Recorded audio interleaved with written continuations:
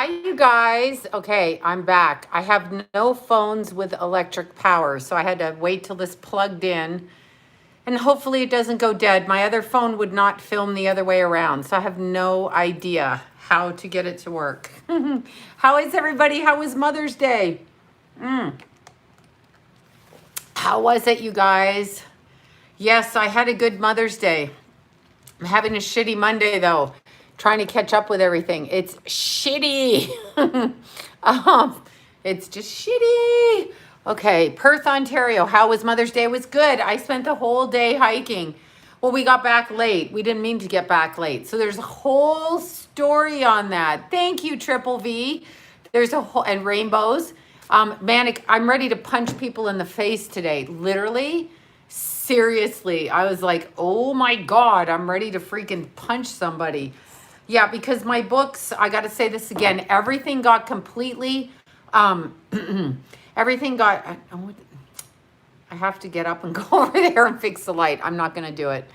Fuck it, I can't do it. I got completely, my booking system, again, okay, again, I say, help me book this shit. And again, the booking system goes wonky and then just fucks everything up. So I'm triple booked at this point, and I can't spend my time looking at books. So just a warning, if I'm late or you text me 5 times about the text question, I didn't text you back, texting me again is just gonna make me refund your money. That's what's gonna happen, is I'm gonna refund your money and I'm not gonna answer the question because I can't deal with it. So there, anyway, yeah, not my thing. But I had good Mother's Day was good. I got to hang out with baby rascal Jack.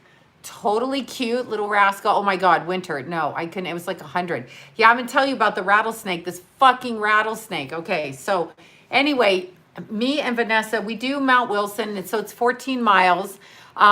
Wait, let's see. You know, you're doing, wait, tonight, but it sounds, yeah, no, I'm fed up with people demanding their shit immediate. I mean, of course, my website says, I'll book you, but I can't get there on time. Like, I'm so overbooked. That's what I'm trying to say. Very overbooked. And again, I'm one person. I know, don't do the readings then, but I've shut everything down again now, so it's shut down. So y'all can't get to me, so I'll be free for a while catching up because I'm way, way too behind. And then I don't have time for myself, and then I get cranky. And I hate it, but that's besides the point. And Lila, she's super cute. Of course, Lila's cute. She went to Grandma Jen's for Christmas, Mother's Day, and Christmas. But we don't care about Christmas. So she was at Grandma Jen's, and then she came over to our house, and she came right after dinner, and her and Rascal Jace wasn't feeling well. And then Keithy was good. I had salmon. They all got me salmon. I'll tell you about the rattlesnake. So me and Vanessa, we went up, and we were, okay, what is going on here? We were running up to the top. So I took her the Chantry Flats way. I took her over the waterfalls. I took her over all of that stuff. Let me show you a picture. You probably saw the picture, but I took her over there so she could see the waterfalls, and it was so beautiful. And we got there just in time for before the waterfalls dry up, you know. So you could see this. This is part of that's not the waterfall. That's the flat part before the water. But anyway, you can see it's super pretty, right? Really, really pretty. So we went up there, and it's 7 and a bit miles to the top, and it's stressful. Like, I'm used to doing that, like, so that 14-mile loop, I do it 3 or 4 times a week. So I'm not getting that much exercise, and I get pissed when I don't get exercise. And then if I don't exercise at all, I start thinking about how I can stab myself. That's true. That's actually true. But anyway, we went up there, and we had such fun. Look, see? So we're climbing up, and we're going past this, these beautiful waterfalls. We get to the top. There's nobody up there. Usually the gates open, and there's like a little restaurant or whatever, a little cafe where you can get stuff. There is water. The bathrooms were all closed, but I'm not going to use those bathrooms. You know me, I'm going to pee on the trail. I'm just never going in those public bathrooms. So, and this is nice. Look at too low cut, right? Talk about low cut. So anyway, I go to the top, and then we meet this one runners. They came up from another place. So we were talking to them, and they asked me, you know, is this open, not open? We're like, yeah. So we're going down the backside and it's really, really beautiful. So pretty. So you got to go down a road for half a mile, then turn left and there's a bench. And then you go down our, I know I would love to be hiking in Tennessee. So you go down there. And so I go to Vanessa, let's try to get back to the car in an hour, 30 minutes. Let's try to do this so that we can catch up on our time, right? So I start running and not running fast. I'm kind of meandering, okay? I'm a lazy runner going downhill because I don't want to hurt myself. And the power's in the uphillness anyway. So I'm going down, down, down. I look at this really pretty tree. I look over there and I'm like, oh, that's a pretty tree. Right as I get side by the tree, I hear the god-awful sound of the god-awful rattlesnake going like this. So I'm like, where the fuck is that coming from? So I turn and I look, I look to the left and the face, like when I look, it is reared up, it's rattling and its face is going like this at me. And I'm like, you fucking asshole snake, I'm thinking to myself. So I go, oh my God. And I literally jumped like out of its way. Okay, so it's coming from the side. So I just leapt forward.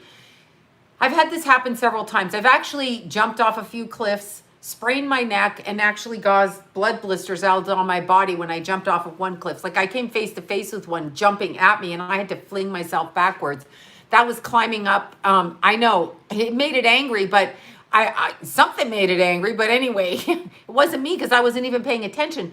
Didn't have my music on. If it hears music, sometimes they don't even jump because they're like, oh, there's people coming. So I go to Vanessa, stop. She puts her brakes on like this. She's on that side. I'm on this side and it's boiling hot. Oh, it's a sign, all right. It's a sign of trail bitches. Anyway, the snake. So I'm on this side. So I can't see it now because there's a bush blocking my viewpoint. And so she's asked, Vanessa's like, what's it look like? I can't see it. I go, it looks like this, it looks like that. So then I started walking towards her to see if it was gone, right? And it started going like this again. I'm like, fuck. And so she looks at it and she goes, I can see it. It's a bitch. I can see her.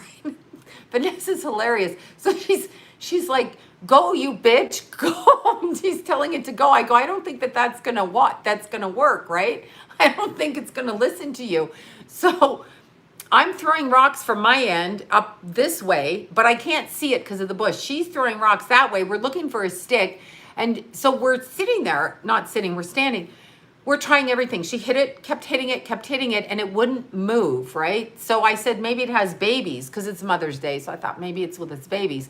Either way, move with your babies. Like, you don't need to be beating up my ass, you bad snake. So she's throwing things at it. She goes, oh, it's not moving. It's still coiled, but it's not rattling. She goes, maybe it's asleep. And I'm like, I don't think it's fucking asleep. I think it's going to kill you if you go by it. So she's like, what do we do? I'm like, I don't know. Let's wait for hikers. No hikers on the trail. So nobody's coming. And we're 5 miles from the car, 6 miles from the car, probably. Anyway, so we're sitting there. So every time I walk towards it, this little bitch snake starts going like this, right? When I had a snake come to, oh yeah, I once cleared a blackberry bush totally. No, seriously. So Vanessa's like, do you think it's going to attack me? It's mad at me because I threw the rocks at it, right? And I'm like, oh, snakes don't go after people. It's just mad because I startled it.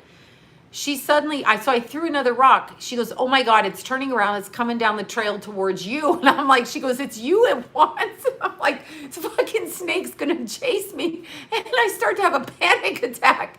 And I'm like, where is it? And she's like, it's right beside the trail. It's moving down beside you. Right? So I'm like, fuck this snake. So I'm like, fuck you, snake. So anyway, I'm moving this way. So all I can see is Vanessa up the trail. And she's like, I'm not going to die of the crotch 19 virus, and I'm not going to die from a fucking rattlesnake. She goes, it's now or never, and God's going to protect me. And I've never seen anybody jump and run so quickly down the trail. She almost went off the edge. She just wailed down the trail, and she's like, oh my God. So anyway, I know. So the snake, wherever it was, so then we're running and running and running, right? So we're totally running down the trail. And then we were like, she's like, I don't like this trail anymore. So we're like looking at all the stuff going down the trail. Anyway, we didn't see another snake. We saw some beautiful butterflies and caterpillars, but no snake. But this bitch snake literally was like its face, like a cobra, was like this, looking at me. And I'm like, what the fuck is that? And I just I know, murder hornets. I didn't see any murder hornets. That would have thrown me over the edge. It was so hot when we got down, but there was no one in the park because nobody's in the park. They didn't know it was open. I scoped it out the day before when I heard it was open and it was packed. So I was just like, but do you know, like, we did cross one runner going up. She didn't say anything about it. And then there was a couple coming down, but I think they went down a different road.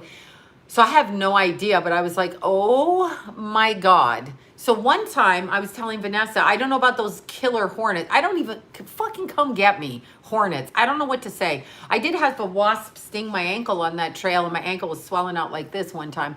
I stepped on a wasp nest going up there and got bit. Like there, we have timber rattlers in the pine. Oh yeah, those things are huge. So huge. I fell off my deck and massive. Oh God. Yeah, I know. Weird. Well, Saturn's gone retrograde, so we have part of that.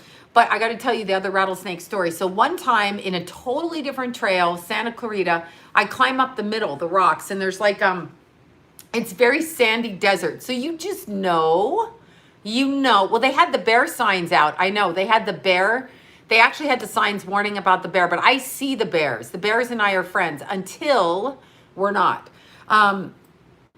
I've seen many bears on my trails. They come up right behind me, and I've seen tons of them. Oh yeah, coral cottonmouth and copperheads. I can't even. I've seen those. I can't even. Can you imagine swimming and you run into a fucking cottonmouth in the river? I don't think so. Oh geez, no.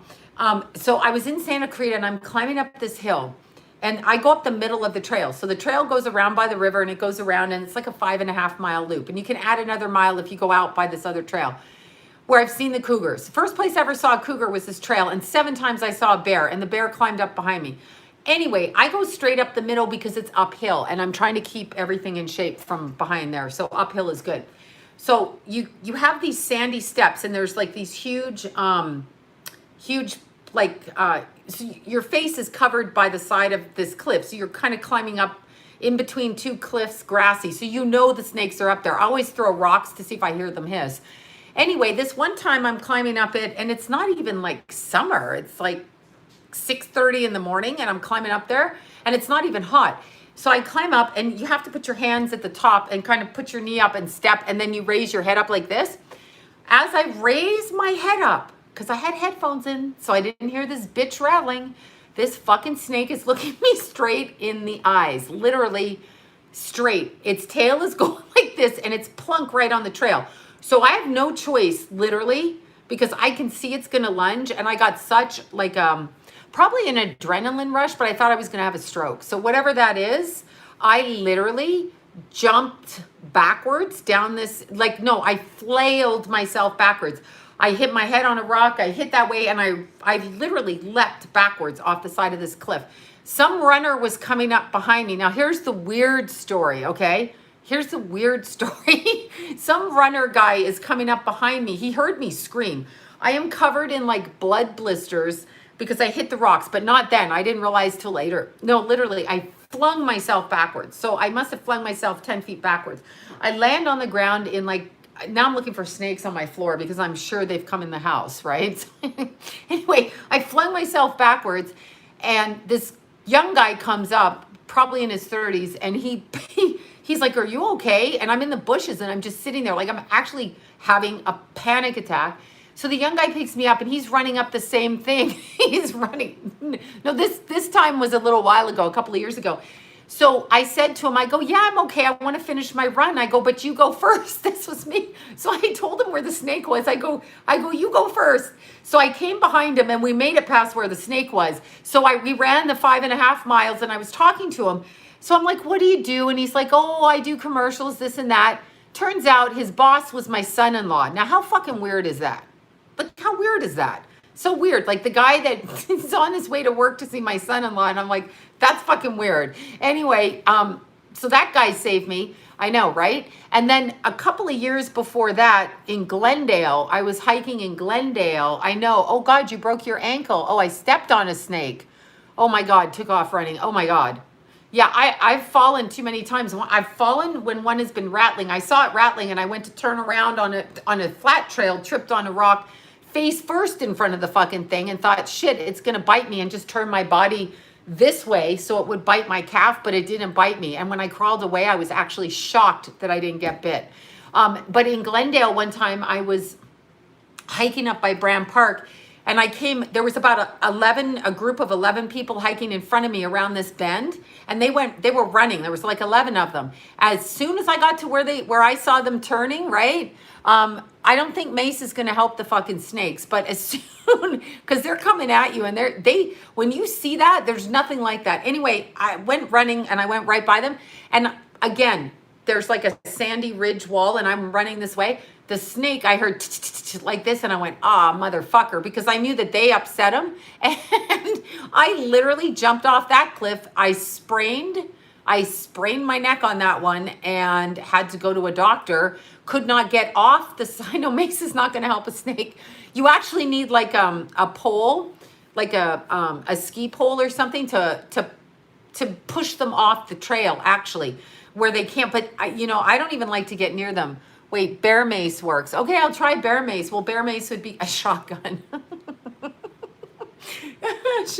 A 357 Magnum. Yeah, that works awesome. Yeah, Glendale, but on Brand Trail. Anyway, I literally sprained my neck and had to go to the doctor. That was stressful. Big time, totally stressful. Hold on, you guys. I have to switch. Hold on a second. I'll be right back. I have to switch this. It's crazy lighting here. It's crazy lighting night. Okay. Yes, and I'm really weirdly wearing workout pants with an outfit belt around my workout pants.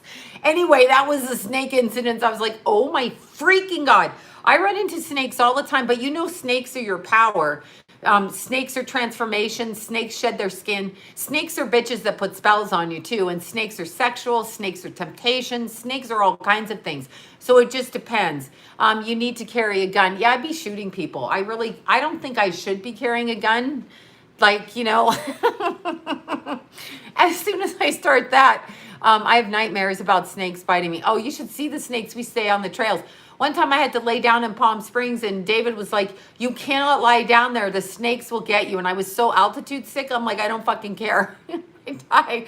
He's like, I'm telling you, it's like 120 degrees out. They're going to bite you. I'm like, I'm going to die. So that's what's happening. I'm like, I'm not going to do that. Okay, so I have to tell you a fun little story that got texted to me. This phone is going dead too. And somebody keeps saying they're going to update my phone to something, and it never happens. So I don't understand. Like, it's probably some kind of weird thing, right? Okay, so we're going through, do you have paranormal? So I have tons of paranormal stories. The snake is a paranormal story. So we're going through picture albums yesterday from my father-in-law, just all kinds of picture albums, and we find this one. You'll never guess who it's of. And it was a letter. It was an actual handwritten card to my father-in-law. He's also got one from the Queen and one from the Pope. Don't ask me what the man was doing. He'd be like 105 now, because I think he was born in 1915. So that would make him 105 if he were alive. And he died at like 90. So look at this. Look at this picture. This is the front of the card, and then on the inside. Okay, so who is this, you ask, in the picture? Who does this look like? Who does this little bitch look like here? Yeah, Trudeau. Exactly. That's bitch Justin Trudeau right there. Little bitch Justin Trudeau. Oh God, that's mean of me. But look, see, there's the inside of the card. He just texted me this. But anyway, it says Justin, Sasha, Michael, Pierre, and Pierre, blah, blah, blah, Trudeau. I guess that's when Margaret was gone from this, right? There you go. Right? So anyway, this was Justin's dad back. They're all wearing corduroys in the 70s by the fire. Look at the stage. We're all happy. Like this. I was pissing myself laughing. I'm like, are you fucking kidding me? Oh God. Right? Yes, that whole thing. My father-in-law had that picture. He's got one from the Pope, and he's got one. Do you know what? I'm going to tell you a story. I have a stash of them, but you guys won't believe me. So way long time ago, my father, I know, right? Justin Trudeau. I now have that letter written to my father-in-law, not father-in-law. But anyway, my father-in-law collected $2 bills from the Canadian Mint. And you know Canadian money. I don't have my Canadian money out, but Canadian money is really pretty. It's got different colors, and now we've got the coins, the loonies. They call our money loonies because Canadians are loons. Don't get mad at me. No, it's loonies because of the loons on the lake, okay? So anyway, he collected these $2 bills for years and years and years. Hundreds of them, right? Hundreds of them. The queen is on everything because she has to put her face on everything, right? Right? Oh, the loonies are plastic now? That's too bad.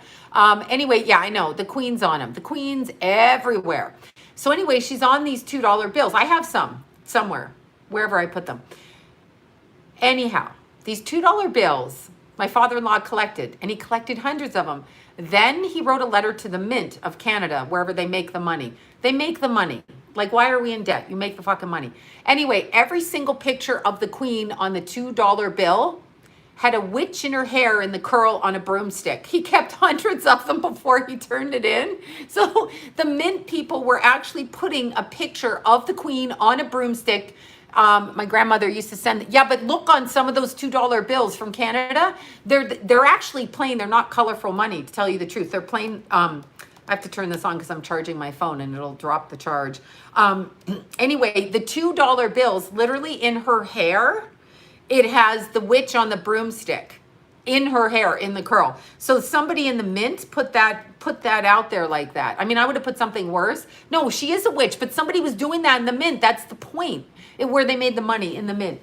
I found it so interesting. Anyway, Canadian money's great. It's beautiful. I know. So they wanted all those $2 bills back when they found out that. But of course we had, they're pink and purple and green and blue. It depends. I have Canadian money hidden somewhere, but where? I put it somewhere. A bunch of it. I may even have some with me somewhere hidden. Anyway, Canadian money is really, but that's true. I know, they know she's wicked, but what I'm saying is they were making the money with the fucking witch in her hair.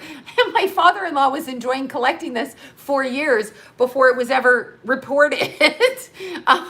Exactly. They have beautiful artwork. They do. They have a lot now. Well, the money's exciting and they can do it. But you know, whatever. I don't even know what to do. But anyway, the queen's on everything, minus her being on it, right? Aussie money is colorful and plastic. Oh, there. Yeah, no, there was a witch in her hair.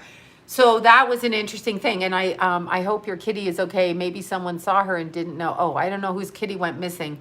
I hope the kitty is found. Anyway, oh God, you have a reading with me and you're excited. Caitlin, who knows if you really have a reading with me?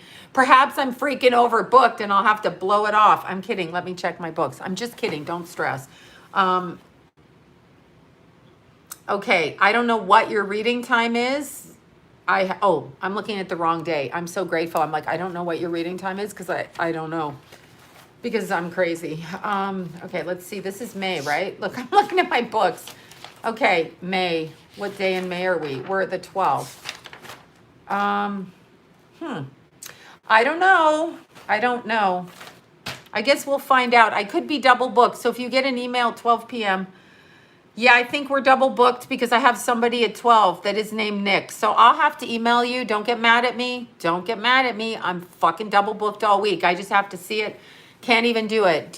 How do we schedule it? You don't. I'm not doing readings anymore. I give up. I'm returning money and I'm not doing them. That's what I'm doing. You'll never get a reading with me because I can't. I can't. It's too booked. I don't know. Whoever's calling and whoever's doing what, I have to check my books and I can't keep track because we switched booking systems and there's an overload of books and it gives me anxiety. So instead of anxiety, I would rather just disappear. That's what happens to me. So I cannot have anxiety anymore. I'm just going to shut down everything if I have too much anxiety and go back into hiding. That's what I will do. I will just turn shit off and go away. But I will check my books. I will get back to you. Okay, so anyway, I don't know about you guys with work, but my work stresses the fuck out of me. Big time. It stresses me out to no end. I don't know. Do you guys have that issue? Does anybody have that issue? Yeah, she's not going to do that many readings helping me. She's not going to take 100 extra readings. Nobody wants to work like that. Not doing this work. There's nobody, and you know what? Some people, yeah, she is helping me with some, but her schedule got booked up because the schedule opened more days than she's wanting to work. So it's too many people. You can't work that many people. It's hundreds of people. Nobody can read that. It's ridiculous. Oh yeah, I can't. I mean, I'm surprised I'm not dead. I'm surprised seriously, because all day long it's this, and even okay. So even people I know that just started reading are getting stressed out from people. Right? I left because of stress. This is 35 years of reading every day. 35. And I wish I knew another way to make a living, and I don't. I wish I had another skill. So I got to figure out another skill that works for me, which I said is hiking. But we'll find another skill, and then I'll go into that skill, and I'll do that. I should be able to reinvent myself in another career. So yes, after 23 years, I quit. No, I know. Sometimes you're just like, go away. I'm allergic. I have such anxiety. I get up in the morning and I know that I'm booked, and it gives me anxiety. Other people it makes happy. I am not that person. Really, I know, start a boot camp. I know, exercise boot camp. But then I'd have to show up, and then more people would sign up. You know how that goes. Hiking tours. But then I would have to show up, and people would show up. And when the people show up, I can't handle it. I need free time, and I need to make a living telepathically at a distance with somebody else telepathically talking to them. Yeah, teaching though, okay, here's the thing. I am booked like a year out, so I have to find the time to teach, to do the videos, to record the videos. This is what I'm saying. I don't have any time. And the time I have, like I took that time yesterday to hike, but I got to go home. I got to get ready for dinner. I've got to do laundry. You know, the same shit you guys do. Feed the kitty, feed the puppy. No, it's not my job to feed the puppy. So there you go. So I'm trying to, I don't know what I was holding John Holland's deck of cards. So I'm just having panic attacks now again. So that's all I'm saying. I don't know if you should move. Figure that out. Figure it out. I will do YouTube channel on it, but I've got to be able to earn a living at the same time. So YouTube doesn't necessarily do that, which is why I have to record the videos and then set the class up so that I can do that online, but I have to take the time to sit and do it. Quite frankly, I'm anxiety ridden. I'm not the only one in the valley anxiety. I got censored for this. I got censored for this. For what? Having anxiety? Fuck! My other friend believes Janice. Yeah, I'm sure Janice Dickinson lied under oath, and I'm sure Bill Cosby lied under oath, and the operative word is publicist. A publicist is designed to clean up messes. So a fucking publicist is gonna lie. See, I have to stop doing these lives because I'm bitching too much. I don't like myself. This is why I should not be coming on, because it gives me stress. And I know nothing about Obamagate. I don't know, let's see what's coming. I have no idea, and I don't even believe anything's coming. Just so you know. I don't believe anything is coming of this people. They're going to continue raping children, and they're going to continue doing what they do, running the government, being Satanists, drinking their antichrome, if you want the truth. They're going to do that. They're going to keep fucking with us about the crotch 19. It will happen again as of October 31st. They're going to do that. Yes, the spiritual retreat, but I'd have to talk to the people. This would be the problem. That's the problem. I don't want to talk to the people anymore. I don't mind to talk to some people, but you know what I'm saying? A spiritual retreat, you have to be like on your game, and you have to be able to help people, and that's not what I'm ready to do at this point. I'm ready to do, I don't know what. I've got to think of something else, though. I am going to think of something else to do. Writing a book, I've got to have the time. I'm trying to finish my astrology book. I'm fucking booked 10 hours a day with readings. I can't. I'm trying to get rid of all of them. So that's what I'm saying. Candles. I've done that. Not enough money in it. Not enough stuff. I've done candles. I've done oils. I've pretty much done everything, and I'm done with it. I'm done. Okay, well, hell, stop the live chats. That's right. And cancel. But people already paid, so then you have to, I'm overly responsible makeup artist. Yeah, I don't think I'm any good at that, but thank you. They'd all look like me. That's not really being an artist. You have to kind of have like your own artistic skill. Cancel them. Fuck them. No more readings for you. No more soup. I'm the soup Nazi. I'm literally having a nervous breakdown. I'm so stressed. Cookie Baker. Do you know, I told you that funny story when Keithy was a little boy and people asked him, after he figured out psychic is a bad thing and people are going to blast you and call you names and mock your mother. So he would, somebody said to me at school, oh, I hear you work at Target. I got that from one kid, and you bake cookies. No, neither one. Oh God, haircut and color done today in Texas. Bravo, Texas. Yeah, that's funny. Flip houses. Oh, I'd have to have taste. What am I buying a house with? I'm not buying a house with anything. Yeah, vitamin D is important. But what I was going to say, put together and learn to teach. No, I'm doing the astrology classes. Honestly, it was supposed to be done in April, but I literally don't have the amount of time. I took 2.5 weeks off in April, and that was just catching up on clients that were overbooked, which I plan to film my astrology video. So I can't do both in a day, and this, and exercise, and take care of it. It's hard for me to do it. Yeah, an old troll model, but thank you. Nobody in this country wants to see old modeling, but that's nice. Activewear line, that's good. Yeah, well, Kate Hudson had satanic money to help her out. I'm sorry, Illuminati money. Get a ghostwriter for your book. I know, right? Get a ghostwriter. Let me tell you the story of the ghostwriting. Comedian would be fun. Now, I'm not opposed to being a comedian. I know, my eyebrow hair is falling out. My fucking eyebrow hair is falling out at this point. Oh my God. Yeah, people would pay for my astrology, and I'm doing a beginner class. I'm doing anything I can to stop reading people right now. No, I'm kidding. I don't mind reading some people. You know, here's the thing. If I read somebody that actually values my opinion, reading wise, then that's a good thing. But sometimes people don't.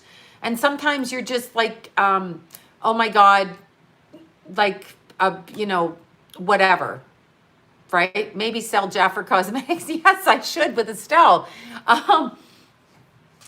But sell foot pictures. Oh, there's a good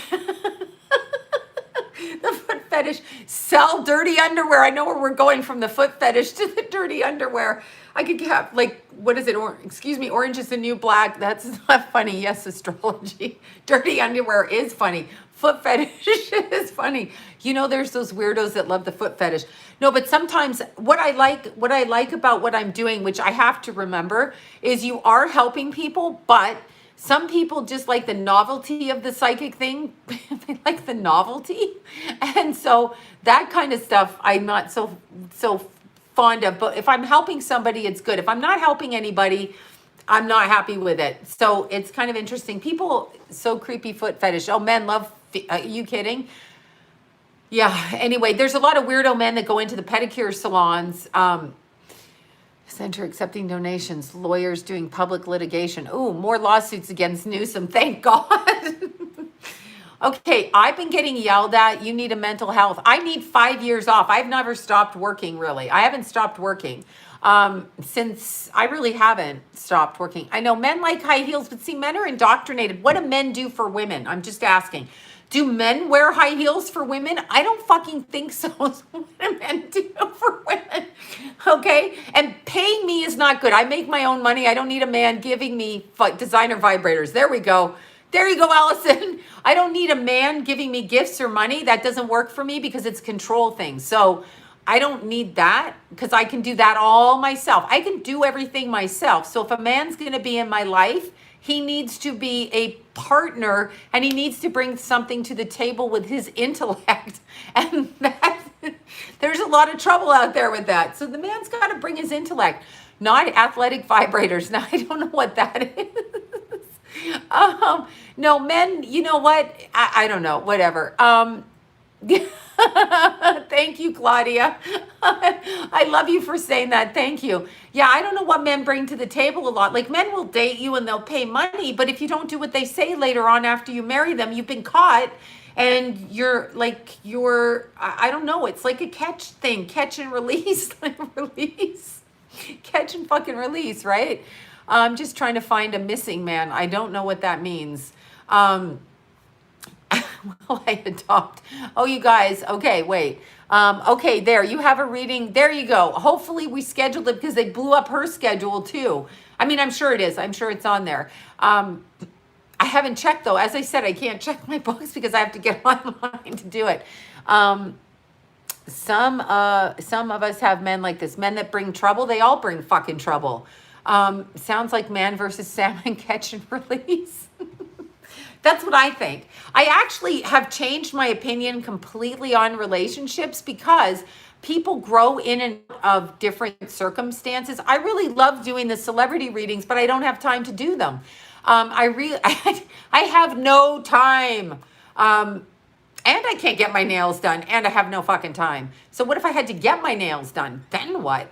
Yeah, I find relationships interesting because if you don't, what's the word? I don't know what the word is. I find them interesting because I think, how do you cook a husband? Okay, I can't go there with the, I can't go there with it. But yeah, I love the celebrity readings. Why do I always pick the wrong man? Hey, don't look at me. I'm no one to talk about it. I think relationships are dicey. On this planet, we seem to focus on relationships. And I don't understand that because basically, for the most part, and I talk to people all day long about this, I don't know that it works out. Like women are supposed to do, I don't know, if a woman has a baby, this is what I tell my women clients. If you have, it's not that I'm booked months out. If I work 2 days a week, I'm booked for 2 years. I have to shut it down. It doesn't matter. 1 day a week, they book all year ahead. I've closed my schedule down now, so you cannot book. That's it. I'm not doing it. But I'm sick of saying that. Anyway, I think when a woman gets pregnant, she has to realize she's pregnant, she's responsible, she'll be cooking the dinner, she'll be doing everything. If the man fucks up and drinks and does drugs, which 90% of them do, no offense to the men who don't out there, but most of them sit there and they lie and they make up shit. They're like, oh, I don't drink too much. Oh, I don't do this. Yeah, they all do. They go out, they drink, they do their drugs, they have their women on the side. There's a few that don't. Most do. I don't care if you think you're married to the only virgin guy out there. Good for you. Not my experience in life. They all fucking have them. They all sit there straight faced. But if the woman steps out and goes out, oh, well then, geez, not her. Not her. And if you have a guy that doesn't and is, in my opinion, okay, I should shut up. See, I'm not in a good mood tonight because I'm going to say some shitty things, but yes, I have seen an angel and they're very big. But I think a lot of men are like this in our society. Men do what they want and women don't, for the most part. And now women are at work all the time. So now single mom, I know what I'm speaking. Married mom, and I know what I'm speaking. If you have a man that drinks and gets drunk or is an addict, you have a fuck around person. Period. Drunk people don't tell the truth. Addicts don't tell the truth. So people got to fucking know that, and they don't. You know, I would say when you have little children, I've heard this, I've heard this both from men and women, both men and women with fucked up partners. When they have little children, they'll put up with anything to stay with their children because there's things like parent alienation, indoctrination, whatever, against the parent, the child that, whichever parent left against that child who gets the money. It's a real problem. Marriage is a real fucking problem. It's a problem. You have to split assets. You have to split everything. Men who have money never want to give that money up. I don't feel the air coming out of there anymore. This air conditioning is broken again.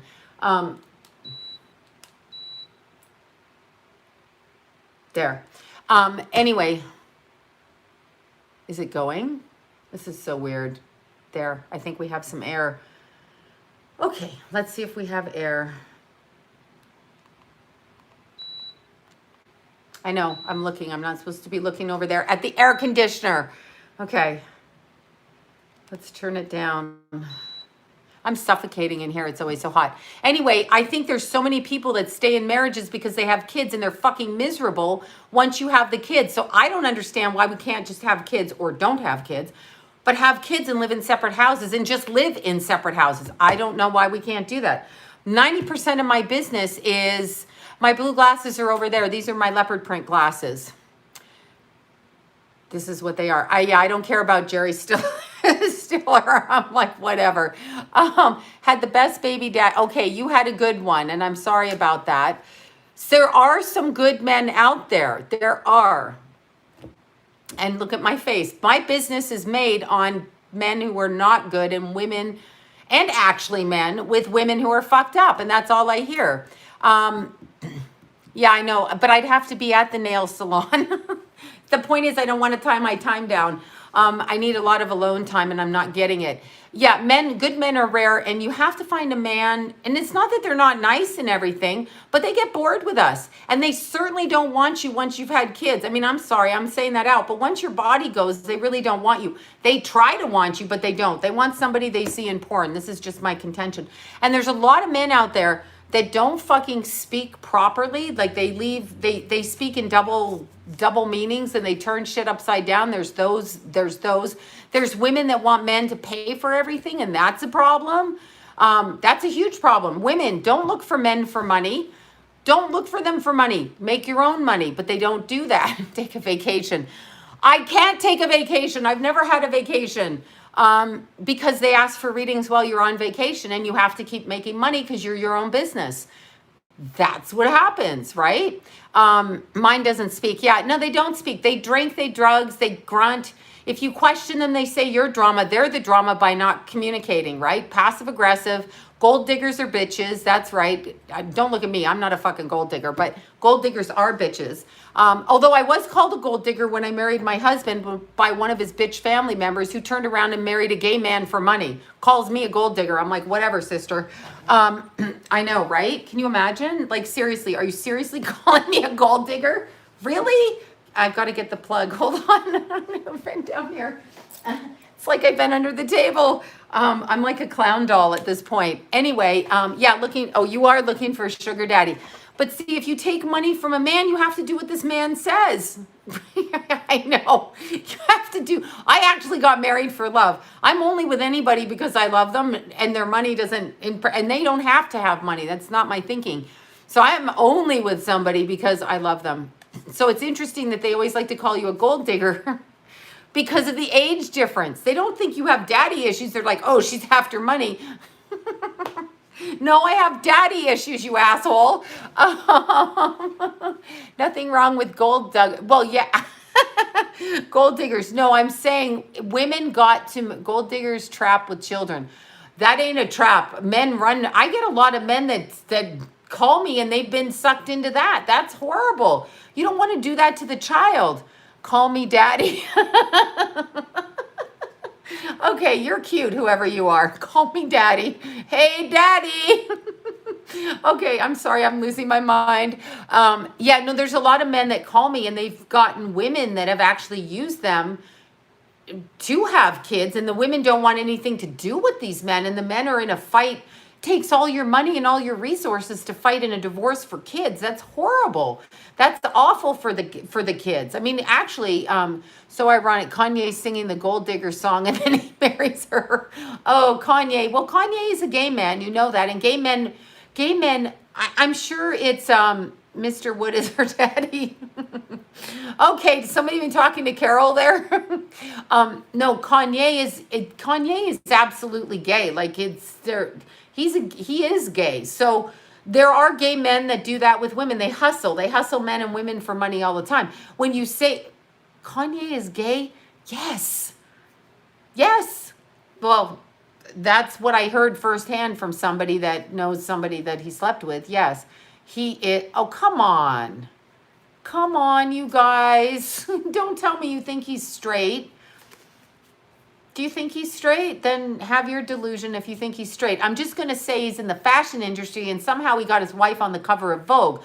I wonder how that happened. Oh, yeah. Anna Winthrop's right-hand man could be with Kanye, right? I don't know. I'm just asking. Just think that. I'm just asking. How did he? Yeah, exactly. Boyfriend is a fashion designer. Thank you, Bill. Hello. Somebody who understands. So yes, he is a gay man. He's also he's a fluid. Oh, stop with the fluidity. I mean, okay, yeah, he's a fluid. He's also, I don't know what to say. I don't know what to say. I'm sure their marriage is a business deal. I'm quite sure of it. I'm quite sure. No, don't believe me. Check it out for yourself with Kanye. I just heard it from somebody who actually saw him with his boyfriend in Europe with the guy that Anna Winthrop, her head designer. That Bill guy said that. That's it. Well, they're okay. How do people have children? I mean, test tubes, whatever they do, right? I'm not, and you know what? What makes you think a gay man won't fuck a straight chick just to get whatever they want? Kim straps on. Oh God, Chad's full of information tonight. I know, whoever heard of a gay fashion designer? Yeah, Kim probably doesn't care. That's why I'm scared to be like her, but also want to be like her. Okay, you don't want to be like her. You want to be you. I don't know if JFK is alive, really, quite frankly. I don't buy into that. I mean, I've never thought about it. I've never picked up on yeah, Anna from Vogue, correct. Her right-hand designer apparently is Kanye's lover. I'm just saying, how do you think Kanye's clothes got into Vogue? It sure as fuck wasn't because they were good-looking clothes, was it? And how did Kim get on the cover of Vogue? She's 5'4". You know. P. Diddy does certain things, yes. That I've heard from other rappers. Some of them actually have videotaped him doing that. There's some stuff on the dark web with that. Not that I ever saw it, but somebody sent me a clip. They all do it. This is, well, see, it depends. Oh, I know. Yeah, I don't understand. I don't know why you want to, I mean, I guess it's as much as anybody else is married. P. Diddy government. Yeah, P. Diddy is something all right. Well, that's how J-Lo's career got going, because she supported P. Diddy when he shot that guy in they have surrogates. They're not going to let their bodies go like that. That's what I'm saying. The dumb people in society, well, I actually enjoyed being pregnant with my kids, but we ruin, gay men know about beautiful women, and they will. Yes, exactly. They like boobs. They want boobs.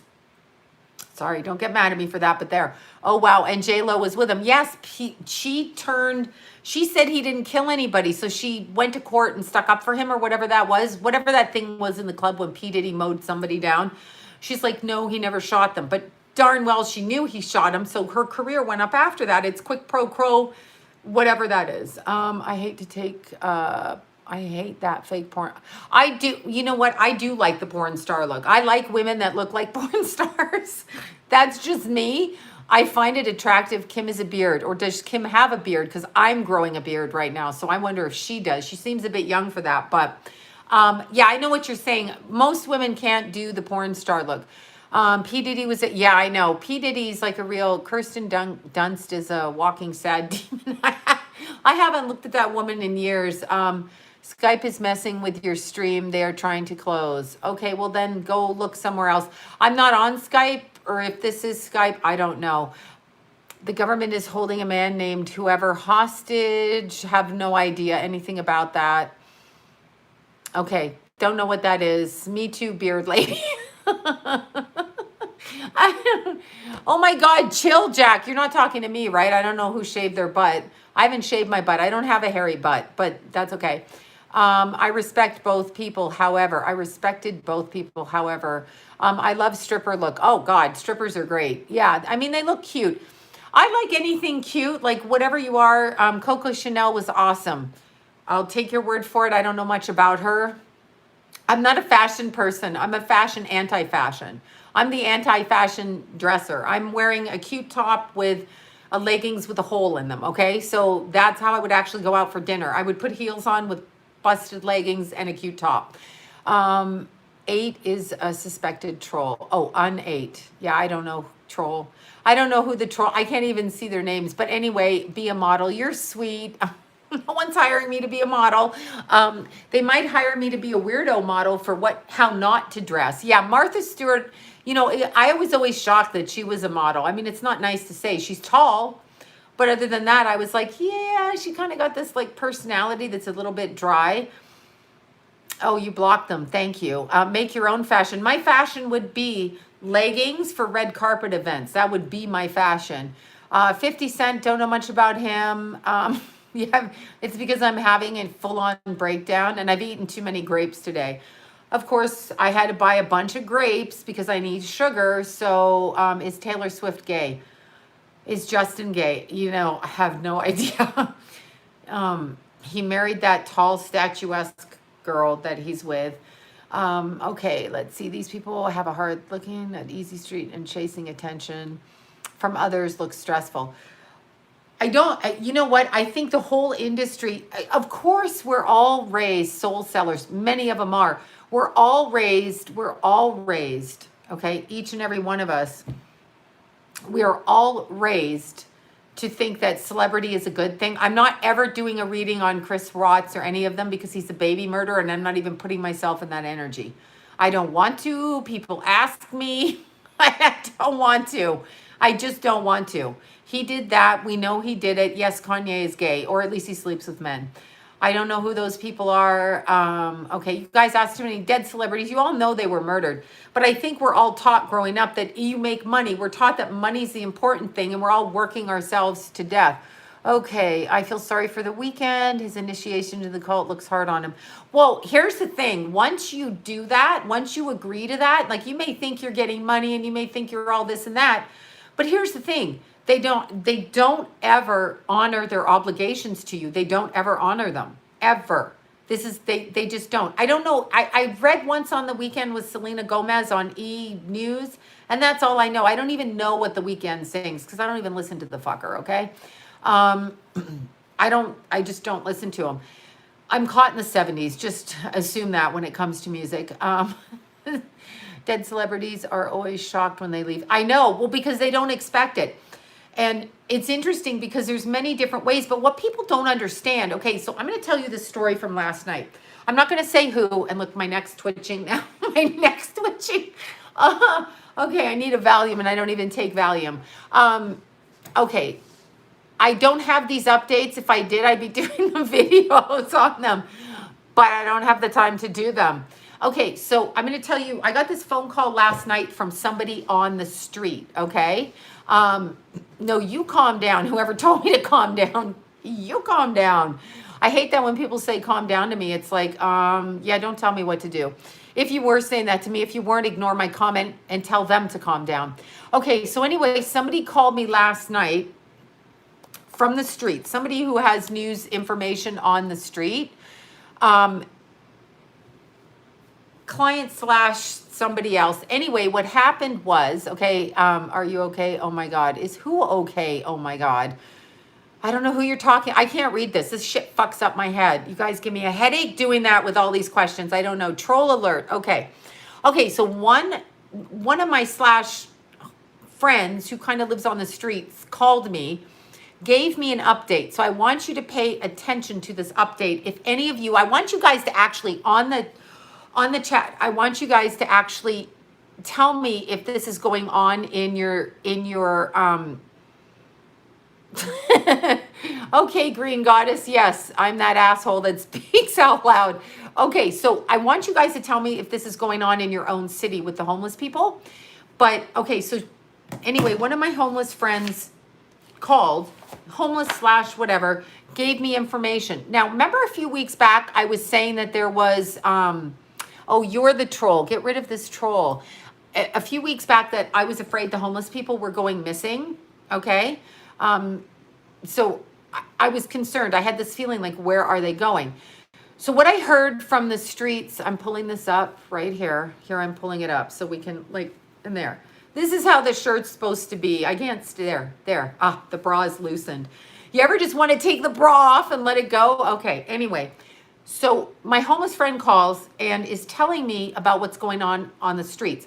The homeless people on the streets, we don't have a big homeless community, but watch for the ones that you do have, because what I was told is they were like, there's people on the streets that are vets and that kind of thing, okay? And I was told that there's people walking up to them and saying, we're doctors, we can help you, come with us, and they're disappearing. They're talking to homeless people that are sitting on the benches. They're not putting up the porta potties that they said they were doing. Those are gone. They just took money. They're not putting them into the hotels, okay? Those are going. I know Vegas has a huge homeless community like Los Angeles. Anyway, the other thing is there's apparently a bakery truck going around, and there's apparently They are housing them here and giving them drugs. Okay, I don't know where here is. Tell me where here is. There's apparently a bakery truck going around town and people are disappearing into the truck and they're not going. Don't ask me where they're going. And there's also like some white SUVs with tinted windows going around, and there's people saying that they're doctors, saying that they're going to help you. And apparently there was this vet guy missing a leg, and they were looking to take him into the truck, and he didn't. My friend said, observing this, that they said to the man, "Don't go into the truck." And he said, "But they say they're going to help me," and it was like, no, they're not going to help you. So this is Kanye's nickname is Gay Fish. Google it. Well, there you go. Gay Pisces. Is he a Pisces? Gay Fish. Oh, fish. Oh, I got you. Okay. Yeah. Well, apparently Kanye has various issues, and he's mean. Yeah, he's got issues. All right. He's definitely got issues for sure. But the homeless are missing, and so they were trying to get this vet off the street, and I was like, what does that mean? They didn't let, I'm not using their name. They're not going to, I'm not supposed to speak that, but that is exactly, no, it wasn't Keanu Reeves or Chrissy Teigen. It was like a homeless vet. But anyway, this is the stuff that's going on out there, and it's a real problem for people. So the homeless people, we have to keep an eye on them, because think about it for a second. In your cities, watch. If you see homeless people down there that you see, watch and see if they come back. Like, don't let anybody take a human being off the streets. They're not for purposes of whatever is going on. And because they're homeless, okay, because they're homeless, all right, no, people think they won't go missing. It's like kids that run away off the streets. People don't think they're going to go missing because no one cares. We may not act like we care for the homeless, but we look like Libra Lori and I, when we drive around, we're talking to each other. We're like, oh, that homeless lady's there. That guy's there. Remember that guy? All of that stuff. So the homeless people, we really have to pay attention to, because something is happening. Something is happening where they're kind of not in their normal neighborhoods. And I'm not saying we like them out there doing their stuff, because we don't, right? And apparently, here's another thing I heard. Apparently on the streets, and this is just in the area in which I live, not literally where I live, but around SoCal, I heard that there's a lot of people whose rents have gone up and they can't pay. They've lost their jobs and they can't pay. They're kind of week to week paying people, and these are women that have never been homeless, and they are ending up homeless on the street, okay?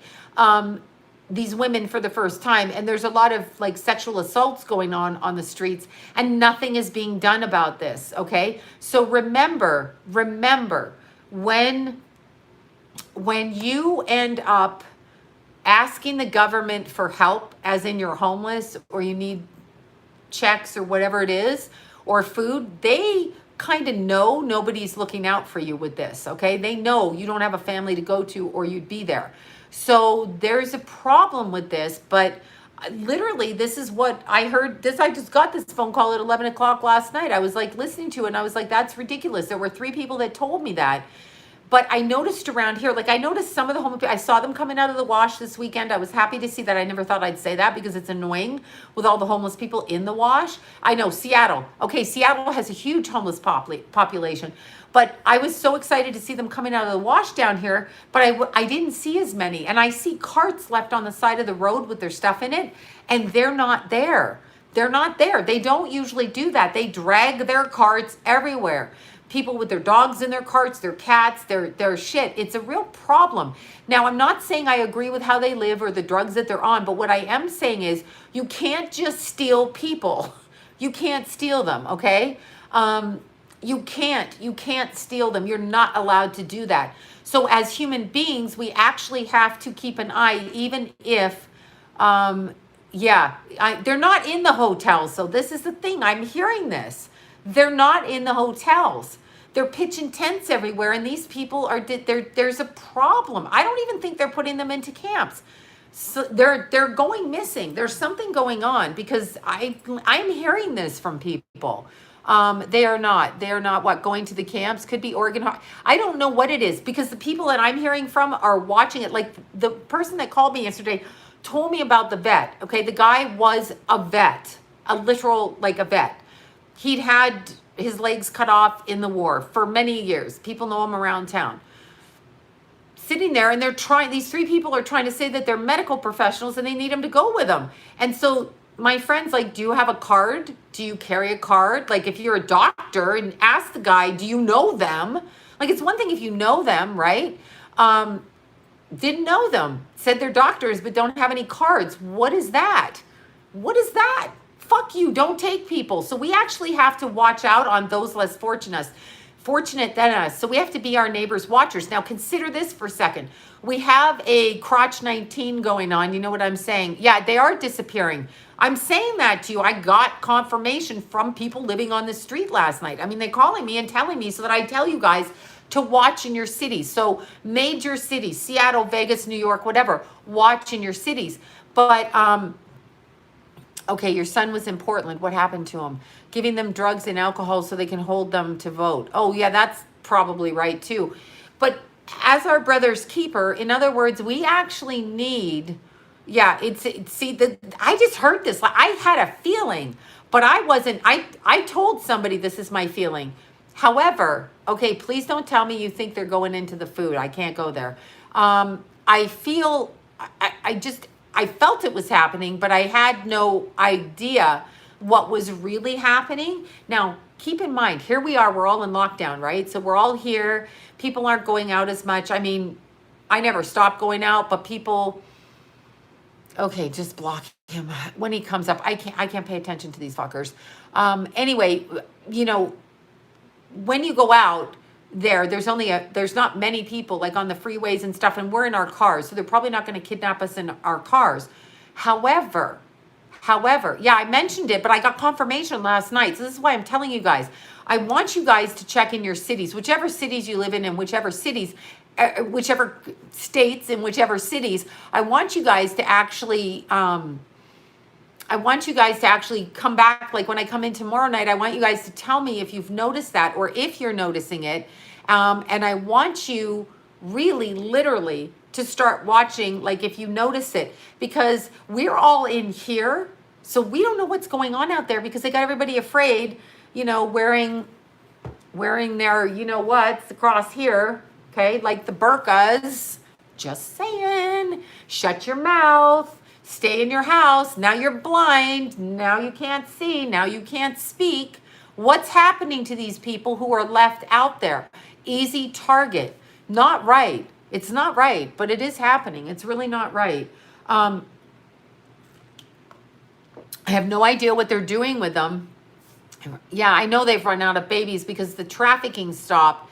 But I mean, literally, they're going missing and there's a whole thing going on. It's really, really, really, I know they were. It's really fucked up because I'm noticing people.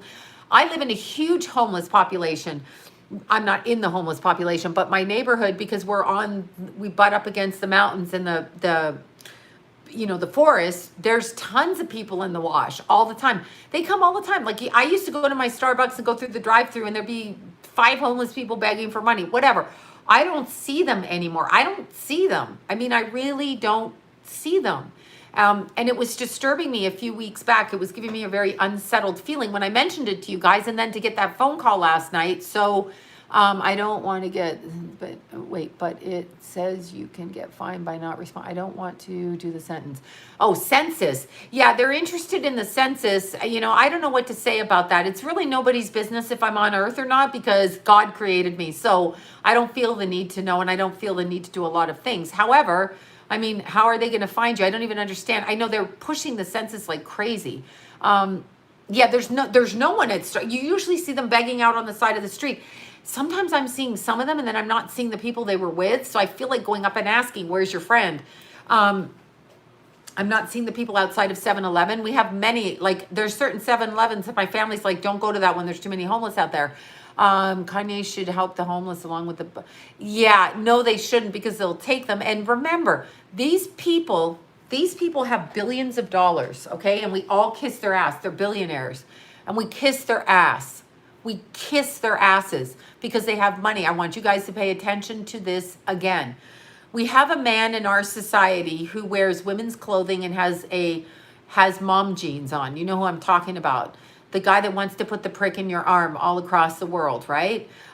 Wait, downtown LA. There you are. This is where I heard from. There you go. Exactly. So you know the guy that wants to put the prick in your arm, right? That guy? He doesn't want to stick his dick in you. He wants to stick it into your arm through a needle. That guy? The rapist, the needle rapist? Exactly. You with the little devil head down there, Jay. Yeah, exactly. Okay, so when you look at that, the only reason that guy is anywhere on our media, and it is disgusting. And if you people think the media is legit, you're crazy, because they put that guy on the media, and that guy has one qualification, and it's that he's a billionaire. So what is wrong? He is like Willy Wonka, but without the chocolate, without the fucking chocolate. That makes it bullshit. Anyway, ask yourself, literally ask yourself, okay? Kanye said he would be president one day. Yeah, I don't know what to say about that. But ask yourself, why is a society, we watch TV and call it news when it's not, when they're putting on Bill Gates and they're talking about him. They're talking about him as if we should, they're giving him time on air as if we should be listening to him. Why is this happening? Why are we doing this? What is wrong with us as people, honestly? There's something wrong with us. There's something wrong with us. And any billionaire, oh, well, he's a billionaire. Well, fuck you. What did he do to get there, for God's sakes? Now, I know my personal stories, period, end of conversation. With anybody who thinks I'm nuts or a wackadoo or whatever, I have my personal stories. I worked with the homeless. I worked with the runaway kids, and I lived around them. And they went missing years ago, 30 years ago, in the flop houses and shit, the drug dens. They went missing out of there. They slept together, and when somebody was really high, other people slept with them, not like with them, fucking them with them, but with them beside them to watch, because they wouldn't even know. They would come in, men in business suits used to come in and take them out of those houses.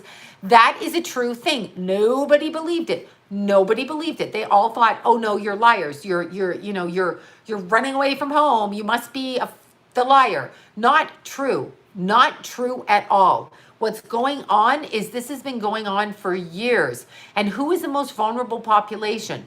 The vulnerable population are homeless and runaway kids and people who are medically sick because they're afraid, right? So we have some billionaire guy who, by the way, and I'm going to say this. Okay, so 3 years ago, and I did say this, remember the ankle biting, the ankle biting mosquitoes? Do you remember those? Oh, like the whatever killer wasps. You remember the mosquitoes that bit your ankles, right? Back then, I said it was Bill Gates. I said he programmed those things to do that. And I believe he did. I believe that that's what he did. Okay, wait. MSM Media is they're all partnered. Every single network has, there's a total of 6 owners running the media, and they're billionaires, okay? Sumner Redstone is no piece of fucking cake. What that guy's done in his life, he should be ashamed, but he runs the Viacom, and I think it's him that does the Viacom. They do all of this. They're propagandists. It's not news. It's not news. It's not truthful. It's just not truthful. It's not. I'm sorry. It's not truthful. I know what he did in India for his medical experiments on children, and people just go, but he's a billionaire. I want to know, if that's the qualifications, then nobody should have children on this planet. Anybody that says he's a billionaire and their kids aren't billionaires and they're not billionaires should shut their fucking mouth, because what you're saying is a bunch of cockeyed crap out of both sides. Just because you're not a billionaire and just because you don't have a shitload of money does not mean that you're not relevant. And just because you are a billionaire does not mean you get to make policy, okay? You do not get to make policy. So why is this guy on our news all the time? I don't understand. He's obviously evil. He sent the ankle-biting mosquitoes out. He's a depopulationist. Ted Turner, Turner Classic Network, depopulationist. All of them. They want to depopulate everybody. I'm going to smoke a bowl of weed. Bravo. They're for depopulation. They take it upon themselves. What is it called in Atlanta? The Atlanta granite stones? What are those stones? The Atlanta, tell me the name. You guys know what I'm talking about. Where it says on there the population should be under, you'd have to kill off 6 billion people or something of the population, or half of the world. The Atlanta, oh my God. Guidestones. There you go. Look up the Atlanta Guidestones. Cost a shitload, probably a couple $1,000,000 to put up there. The agenda is written right there, and it was put Georgia Guidestones. Thank you. It was put up in plain English what the depopulation, and they say Ted Turner did it. But see, here's the thing. They ain't in Atlanta. Okay, where are they? Where are they? Okay, they're not in Atlanta, but they're somewhere. Georgia Guidestones. Yeah, that's okay, fine. They're not in Atlanta. I'm not trying to be a bitch. I just don't know where they are. I just heard about them like 2 months ago, but they say Ted Turner's the one that financed them and put them up. So it's Ted Turner doing this, and now Ted near Alberton, Georgia. Okay, they need to be knocked down, but somebody paid for it and somebody did it and they put it up there, and it states everything they want. It states it in plain English, and they put it up there as some kind of a reason. Not that everybody's looking at them, but they say it was Ted. Yeah, they say it was Ted Turner, and now Ted Turner kind of has dementia. So here's a question I ask you. So to get your billionaire status, to steal, rape, pillage, rob, and do all your shit, Richard Branson, whatever Gates, Ted Turner, name people on there. So you got your billions of dollars, and we kiss your ass because you got money. Because I think the fact that you have money means you're going to give me your money. Not. Okay, so whatever that's about.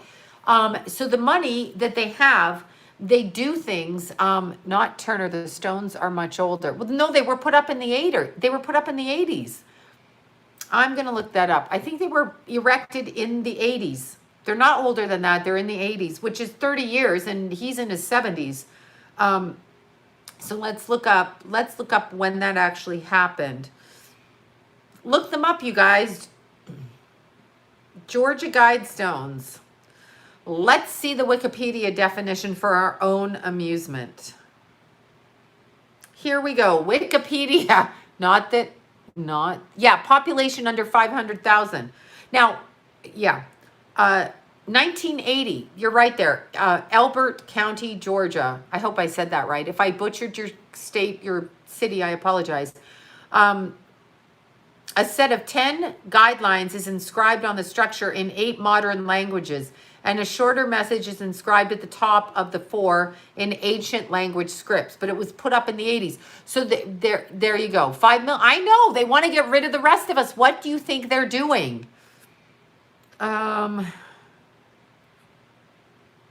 19 feet and 3 inches tall, made of 6 granite slabs weighing 200,037 pounds. I guess we're not knocking that shit over anytime soon. Description. Here we go. For those of you, look at this shit. Look at this bullshit, okay? Oh, shit. I've got to plug this in or I'm going to lose my battery. Sorry. Okay, so, come on. Ugh. Having all my electronics are blowing tonight because my energy is so fried. Don't be mad at me. Don't judge. Everybody gets stressed. Okay, there. Now the phone is charging. Okay, so here's what it says. Maintain humanity under 500,000 in perpetual balance with nature. Okay, who the hell decided that was perpetual balance with nature? Who decided that? I'm surprised prisoners aren't coming up. Yeah. Well, they probably are. We haven't heard about. Why is nobody? My neighborhood, there's guns and cops out all the time. Okay. There's car chases, which I miss terribly. Okay. This is what goes on in the San Fernando Valley week after week after week. Hey, hi, Lori. How are you? Hi, Sloan. Did you see that car? Yeah. Hey, John, turn the news on. Channel 5. Did you see that car? Where is it now? Hey, kids, where are you up the freeway? Oh, my God. He stopped at a traffic jam. Look, he just ran out the door. This is what we do. We haven't had any freaking car chases. What the hell is that? What is that about? None of the gangbangers are out doing their shit. Why? I don't understand. I mean, they rob everything around here. We have gunshots here in Sacramento. Okay, so it's getting back to normal there. We don't have it here. I really haven't heard it, which is weird. I saw some ambulances and I saw a couple of car accidents. I saw the street racers back on, like, not the freeway. The Stones are an hour and 50 minutes away from Atlanta. Thank you for that. Okay, we're going back to that. So maintain humanity under 500,000 in perpetual balance with nature. Somebody thinks they know what perpetual balance with nature is. Guide reproduction wisely, improving fitness and diversity. That's fascinating. The reproduction, guide reproduction. Birth control, you think? Abortion, you think? Do you think this is, oh, I mentioned the abortion word. Don't go bent out of shape. I'm pro-choice. But look what abortion does. It says anytime you're going to have a kid, if I were going to be young and have kids now, I would have 5 of them. Well, I'd probably get a surrogate in truth. But anyway, I would have 5 or so kids because I think that that's actually what's needed. I never thought that way before, but I actually think that. Unite humanity with a living new language. Okay, so just forget the fact that you're French and you speak French and we speak English and they speak Spanish and he speaks Italian and they speak Greek and they speak Hungarian. We're going to have one language and we're all going to learn it because that's worked so far. Okay, so rule, passion, faith, tradition, and all things with tempered reason. Okay, that's okay. It means don't go all batshit crazy on stuff. Protect people and nations with fair laws and just courts. That ain't never happening. Avoid petty laws and useless officials. Okay, well, that I agree with, but that ain't happening either. Tower of Babel, exactly. Prize truth, beauty, love, seeking harmony with the infinite.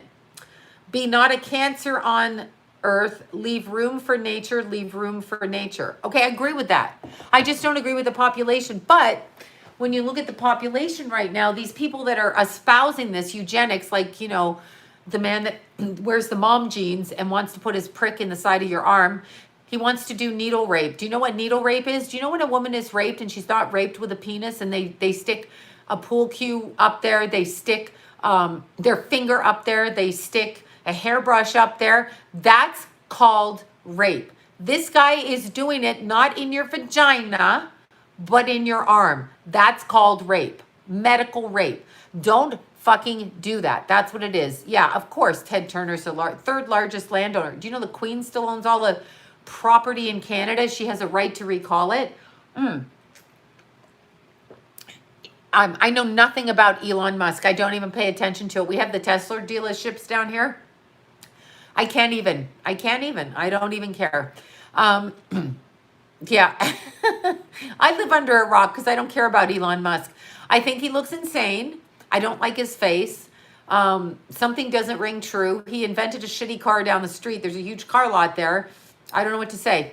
But what I was saying with billionaires, when you look at all the billionaires in the world, every single billionaire, okay, has enough money to pool together. They can pool it together and they can feed all the hungry people. Why are they not doing that? Why are they taking our money and money from countries for their stupid crotch 19 virus and doing that? I have no idea if Elon is okay. I don't even know anything about him. That's what I'm saying to you. I'm assuming he's a billionaire and he got to do stuff. So I'm assuming, okay, here's what's going on. I'm just going to say this. I try to hide it, but here it is. Here's what goes on. I know nothing about Joe Rogan except that everybody hates him or they like him. I don't know. I'm confused. I can't be. They are now looking for people willing to be infected. Yes, please inject me with your virus because I don't have enough problems in life. That would be a good thing. Okay, so let's look at it this way. So when you watch an entertainer, okay, who's really in the zone, and create stuff. Let's look at Elon Musk in this car, okay? Let's look at Tesla. Let's look at all kinds of people. What they're doing, which they don't teach us to do, is they are opening portals into their energetic body. Now, if you know anything about elevated magic, that's what they do. I can't help it if you don't believe it, but the shit goes on. So what they're doing is opening up their energy fields and connecting dimensionally, okay, to spirits that they need help with. So let's say, for example, let's just go to voodoo as a practice. Let's say somebody is doing voodoo, and let's say somebody is wanting to call in money gods, because everybody wants to call in fucking money gods, right? So they're praying to a particular deity. There's deity oils, there's deity candles, there's deities all over the place. So they're praying to a deity to help them with their finances. Hoodoo, exactly. What do you think a deity is? They sell oil, deity oil, and little kids will go by and they'll pick it up and they'll go, look at this cute oil. And it's got a pretty picture on it and it's a deity. Okay. What is a deity? A deity is a non-human energy that exists on the other side that they pull in to help you. A deity technically could be any saint that you pray to, any kind of God that you pray to. These are non-human energy forms that they ask to come through. When people say they're channeling, when you're truly channeling an energy and you're channeling it through you and you're in an altered state of consciousness, there's ways to get to altered states. I'll even tell you something else, and I'm not going to say how I know this, but I will tell you something else. I don't care if people believe this or not. I don't care if they think I'm crazy. I'm not going to pretend I'm stupid anymore. I am stupid sometimes, but not about this. There's ways that you can take a female, let's say you have a husband and wife, and the wife wants to know, it is a cult, but astrology is a cult too. A cult means hidden practices. They hide the practices from us, okay? Not all. We know astrology, some of us know tarot. Those are occult practices, but they're not necessarily wicked practices unless you focus your energy in a wicked way.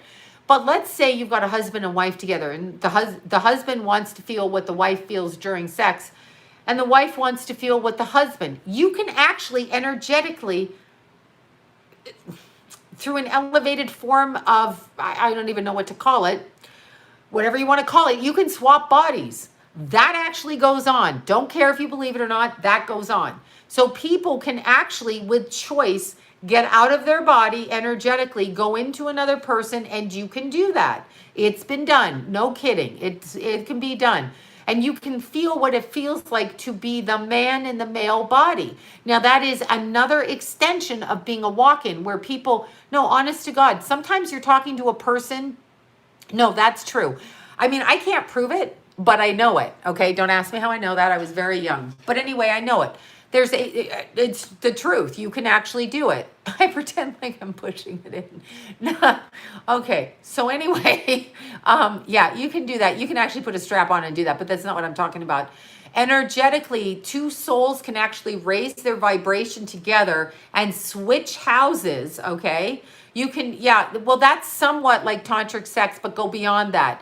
It's a ritualistic magic approach when it comes to sex, and you can actually do that. And I'm talking, you shouldn't be doing it with people you don't really know and shit, but you can do that. You can do that on certain drugs, literally step out of your body and step into someone else's.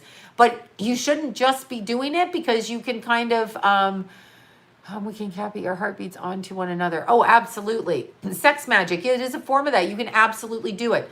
People do all kinds of things. I've warned men all the time. I warn my men clients. There's men that do this too. Women are bitches, not you women on here, but women will seriously, okay? Women will seriously use their menstrual blood to catch a man in a relationship by cooking him some nice muffins with that shit so that he comes to her. Sex magic. They do all kinds of shit. With my luck, I get stuck in there. I know, right? But it's the same premise as a walk-in. Now let's take with the extension if you know what a walk-in is. So I miss my sex magic. Yeah, exactly. Let's take an extension of what a walk-in is. So a walk-in is much like, I've told you this before, like the movie Heaven Can Wait. Go back to Warren Beatty. Go back before Warren Beatty into the 40s to the first, maybe it was in the 20s, the first movie came out, whatever it is, where somebody dies, the soul dies, and the carcass is still living. So a soul can actually pop in. So some people have near-death experiences, and they literally, blood and spaghetti. Okay, yeah, my dad's ex. Yeah, there you go. Fucking exactly.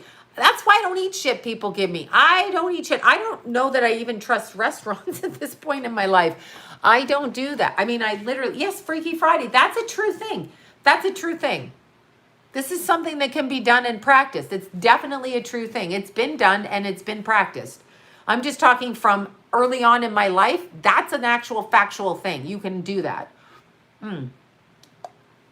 I don't think going into any occult shop is bad. If that is when you're talking about voodoo, it's a religion for them. Santeria is a religion for them. So I've got to take this off. Headache. Fuck.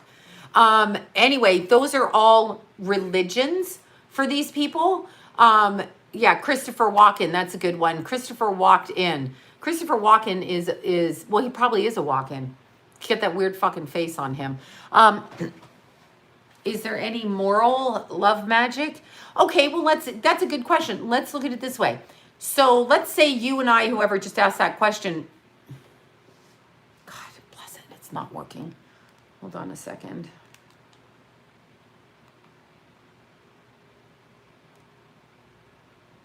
This is so annoying.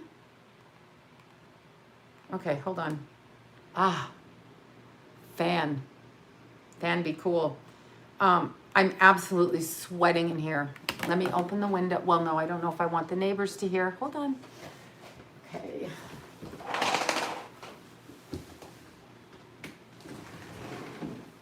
Oh, Jesus. Okay, so whoever asked that, is there any moral sex magic? Let's look at this in a particular way. Whoever asked that question, let's say you and I are together in a relationship, right? We're in a relationship, and I don't want to be with you anymore, but you don't want me to go. So let's say we're married, because I've heard this happen with married couples. So you and I were married, and we're going to be in a relationship, and I want a divorce, and you don't want me to go. So you focus your energy and you go to a practitioner. I've got to put these fucking glasses back on. Anyway, you go to a practitioner, and the practitioner says, what do you want? And you say, I don't want my wife to leave, right? So you do a candle for that, or you do magic to focus the energy the way you want it to. Is that okay to supersede your wife's wishes for herself because you were married and people think, oh, you two shouldn't get broken up? Is that a good thing? Or is it manipulative because you're not letting the person move the way that they want to move, right? So I don't know. So when you're talking about it, if you're doing sex magic so that you have a better sex life, okay, so you have a better sex life. So you're wording it where you're like, bring me a good sex life and bring me love or bring me passion or whatever it is you're wanting, then you're doing that. I know my ears are red. I cannot tell you the sweating in here happens constant. I can't even tell you. This fucking thing breaks all the time. Anyway, now I'm feeling it. But if you're bringing the magic element to you, Prince did that, and I know that for a fact because I had clients that were in Prince's sex cult. That's how I'm going to word it. I'm not going to say who it was, but I had several. I had 3 different women that were with Prince and were actually, you don't want to mess with another person. If somebody wants to leave you, they're going to leave you. You don't try to make them stay with you with magic. That's manipulative in and of yourself. That's a manipulative thing, right? That's totally manipulative. So you don't do that. If the person is asking for a better sex life for themselves, then that's for themselves. If the person is asking to be in love or to get married, they're not putting a specific tie to a person. It's when we put a specific tie to a person, like I want Sally to love me, or I want whoever to love me. That's manipulative, okay? That's very manipulative. Yeah, Prince didn't treat if you're talking about Prince or you're talking about David Rodman, I'm so confused who Carmen Electra went with. She definitely had the worst taste in fucking men I've ever seen. I mean, she had good taste, but these men were weird taste. What does that even mean? I don't even know. So you want to make sure when you're doing these things that you're not, and it's really hard. It's in the wording. You want to make sure that you're not actually manipulating another person's free will because of something you want. Like, I love her. I want to marry her and have her kids. I have no idea. I didn't meet Prince. I just know from what I heard. So Dave Navarro, I love watching Dave Navarro, and he's beautiful to look at. However, there's certain things I pick up when I'm watching him, and the tone of his music and what he's doing, I can feel where that's going. She dated Rodman and Dave Navarro, and I don't know if she was with Prince. See, I don't remember if she was with Prince. I can't remember. But there's so many cats in Cooking for One. Wait, I have no idea what that means. But there's so many different things, okay? There's so many different things that are going on when it comes to ritual magic and what people do. You can have a best friend that thinks your marriage is a good thing and you don't want to be married, and they do magic against you so you stay married. That's manipulation and interference. You only have to focus from the perspective of what it is you want without tying another person's energy to your wishes. So if you want money, you want money. You don't necessarily, okay, Prince gave her name. There you go. Thank you. I've forgotten all of this. You don't really want to pull somebody to you and attach them energetically when you're doing magic because you're going to get in the way of their shit. And A woman bought my husband, Meatloaf, and I went crazy. Oh, yeah. I thought you were talking about Meatloaf the entertainer. I'm like, what about Meatloaf? Now, there's a name you haven't. Yeah, I know. These women, they bring food. It's like so obvious. It's like, don't ever bring me food, because if you bring me food, I'm not fucking eating it. Like, you should know this. It goes straight in the garbage. I will never eat or drink anything that comes from a person that comes to visit me, ever. Who was the psychic? I have no idea who he's talking about. Okay, so when you're doing any kind of occult work, if you're going into a shop and you're doing what you're doing, you're entitled to do that with your free will. It's not a negative thing. It's what you do with those things, okay? Well, you'll know the difference because you'll feel it. If you're writing a prayer for yourself and you're like, I want Sam to love me, then you're fucking manipulating it because you want that person to love you. What you should be saying is, I want love to come to me. I want reciprocation. I want love. I want passion. Whatever it is you want, you should be saying that. You shouldn't be focusing on a person because you don't know their intention. You don't know what their intention is, right? What is their intention? What if they love somebody else? Don't mention Meatloaf in Australia. What did Meatloaf do in Australia? I know. Remember that? Loved by the, was it Dashboard? Oh, God, whatever that was. That was actually quite a cool song, but he looked like he was going to have a stroke when he sang it. What if they already love you? But if they already love you, you don't need to be doing anything for them. You don't need to manipulate people. It's the same thing as, look at it this way. It's the same thing as when a man says to a woman, I'll give you whatever you want, but, and so it's not unconditional. There's strings attached. Paradise by the Dashboard Light. Thank you. I'm like, I've totally blocked everything out today. So what you want to do is you want to fucking never manipulate an energy to come at you. You want to pull your own stuff to you. Whoever is intended for you. So many people do this. Yeah, I don't take gifts. I mean, people I know, like Christmas and stuff, right? Bat out of hell. I've totally forgotten all of this. What you want to do is you want to, you actually want to focus on intentionally bringing your energy to a heightened space. But these people, these billionaires, these people that create things, they know how to go out of their bodies and get the information. Just because we've been taught it doesn't happen, it does happen. Trust me, if you've done it, you know it happens, okay? This shit happens. It's factual. Meatloaf was an episode of Celebrity Ghost Stories. Of course he was. He is a celebrity ghost story. Okay, walk-in. Walk-in is when somebody's soul leaves their body, but the body doesn't die, and there's a soul waiting on the other side to come in. Sometimes in a lifetime, you can have one person, soul leaves, other person comes in. There's many, many entities waiting to come into human form. That's why somebody can change in the middle of their life. Like, it can be so different. I don't believe in the law of attraction. I just have to say this. I'm sick to death of anybody that says the law of attraction.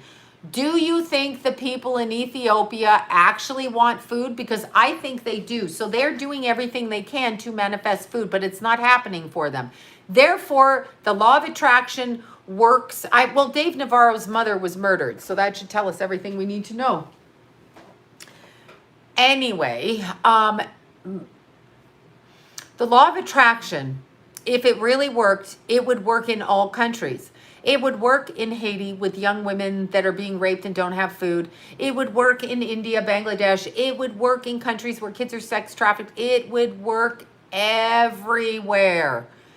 But it doesn't.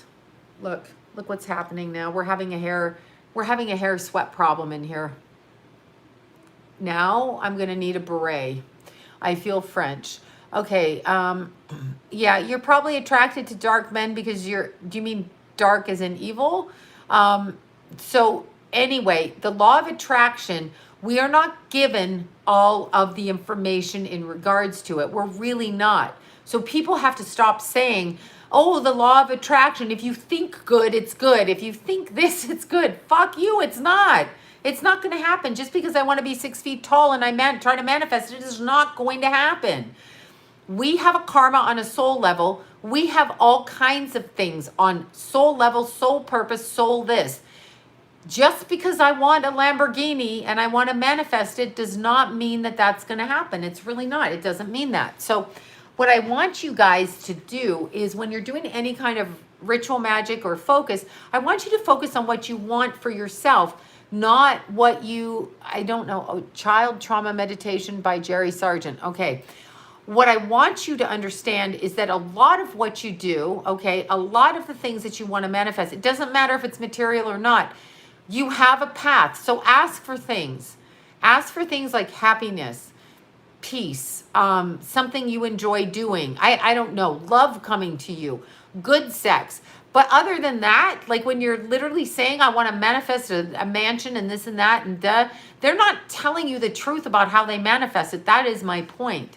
They throw energy tags on people and they vampire off of other people in order to take what is not theirs. Because if they didn't, they would be feeding all the hungry people across the country, and they are not. I'm talking about Richard Branson. I'm talking about Oprah. I'm talking about, the needle rapist. I'm talking about all of them. They would be doing this, and they're not. So why are they not? Why are they not doing it? There should be no children's. I'm a walk-in. I feel like I'm a walk-in too, actually. They're energy vampires. That's what it is. That's what a narcissist. I'm attracted to your lipstick. Well, thank you. I love you for that. Mwah. The lipstick is my dollar lipstick. My dollar liner, and Estelle's lipstick in the middle, the Jaffer Cosmetics. Oprah definitely did a bunch of things for her money. Just think about this for a second. We have been manipulated beyond belief. Now, there's a lot of, to what degree, to what you're doing, to what's happening. Okay, and I picked pile one. I can't even do it. Anyway, to what degree that people are doing what, I don't know. Oh my gosh, stop with the sticky note, LOL. I don't know what the sticky note is. There's so many things that go on. I was in this world when I was young. I saw it very young. I saw all kinds of things happen. I never ever ate food people gave me because I'm like, no. If I'm in your house and I'm your friend, yes. Well, why are you judging poor as a bad thing? When you say some are meant to be poor, you're assuming that money and wealth, the way that we know it, is the way it's supposed to be, but you've been indoctrinated. You don't know what poor means to you. I mean, to other people. People, how do I want to word this? The energy of countries where we have starving and poor people. Yes, their good deeds outweigh their bad. So when they've done fucking horrible things on the planet, Luciferian wise, they do a whole bunch of good. It's called philanthropy, and they give all their money away. I'm not saying in which case, but that is part of the game. People got to stop saying that. Oh, he gave all his money away. Why did you give all your money away? Every single penny of it. Your good deeds. Start researching this. Ask yourself, what good deeds outweigh what bad deeds? So there are people on this planet that believe if they murder, rape, and pillage over here, but then they give money to the children's center over here, then their good deeds outweigh their bad. So sometimes you have people like Angelina Jolie running all over the world doing good deeds like a maniac. Ask yourself why. It's part of what they do. But I'm not even talking about themselves. That in this particular instance, I'm talking about all of the billionaires in the world Soros is a fucking demon. George Soros is a piece of shit. He's been kicked out of how many countries? I don't even understand why we listen to George Soros. Why is he on the planet?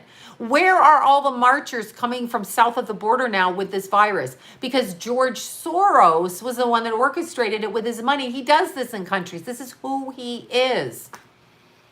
I will go crazy. I will blow a gasket. I will go insane.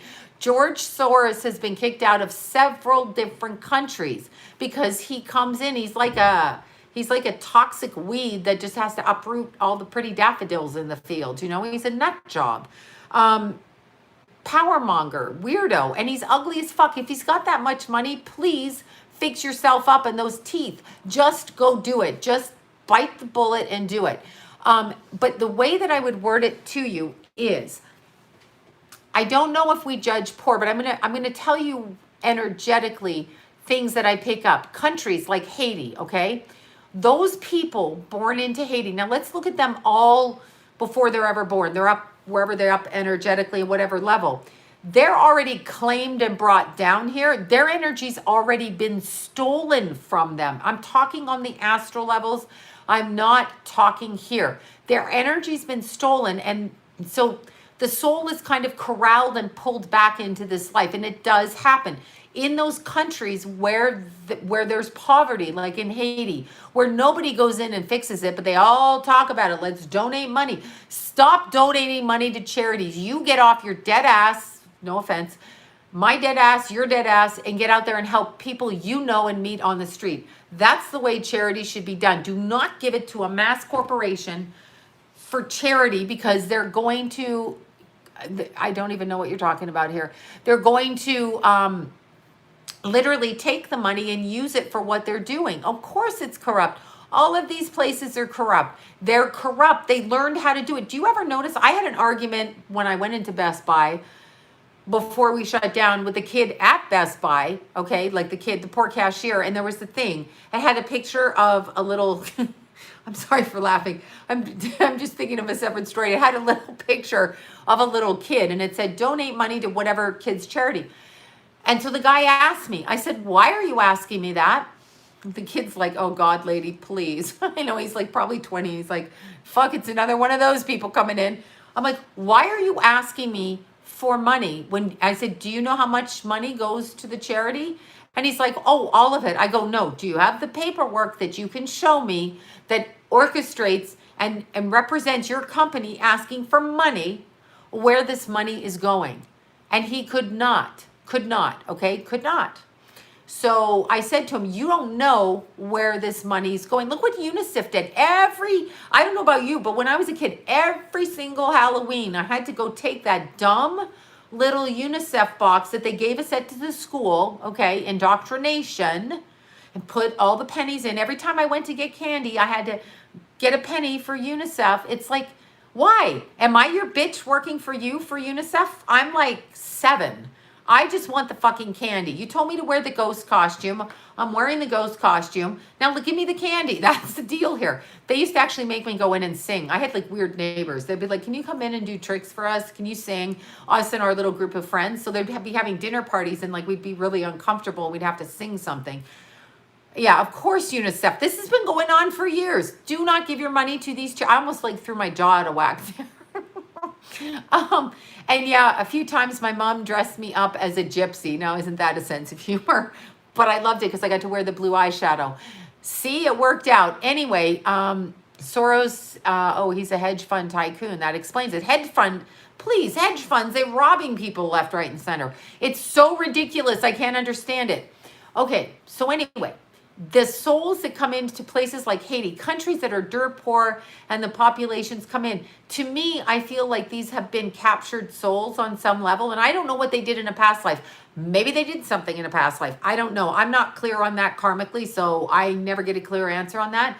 But these souls come back around and they come in, and I can see them with the bondage tied to them. They've already lost their energy before they're born. That's why their countries are never rebuilt. They've been stolen from energetically. We are now being stolen from energetically, okay? We are being stolen from on an energetic level. So now I'm going to tell you another funny story about the UNICEF stuff. So anyway, when Keithy was little, my Keithy, we were watching TV, and they had this commercial on, and it had the little shaking dog, right? The little dog shaking like this, and it's all decrepit. Still makes me laugh. And so it's like, donate your money to the dogs. Dogs deserve money. I'm not saying anything against the animals. I love them so much. But I was like, what is this fucking commercial doing? And I started hysterically laughing. Keith did not talk to me for several weeks. He's like, you said that's so wrong, and he wouldn't talk to me. I said, no, don't you see what they're doing? Don't you see what they're doing? They're putting the worst representation in the most fear-provoking, saddest, sad-eyed puppy dog, shaking, half decrepit, missing an eye, and putting it out there to elicit an emotional response to take your money. I have no idea what Keanu Reeves is. All I'm going to say again is their good deeds outweigh their bad deeds, okay? That is what I'm going to say. That is all I'm going to say. So figure that one out. Figure it out. Research that. I'm not going to speak about somebody I don't know. Don't feed joggers ever. No, why would you feed joggers? Joggers aren't hungry. They have food in their own packs. Or they don't want. Heaven can wait. Yeah, Warren Beatty.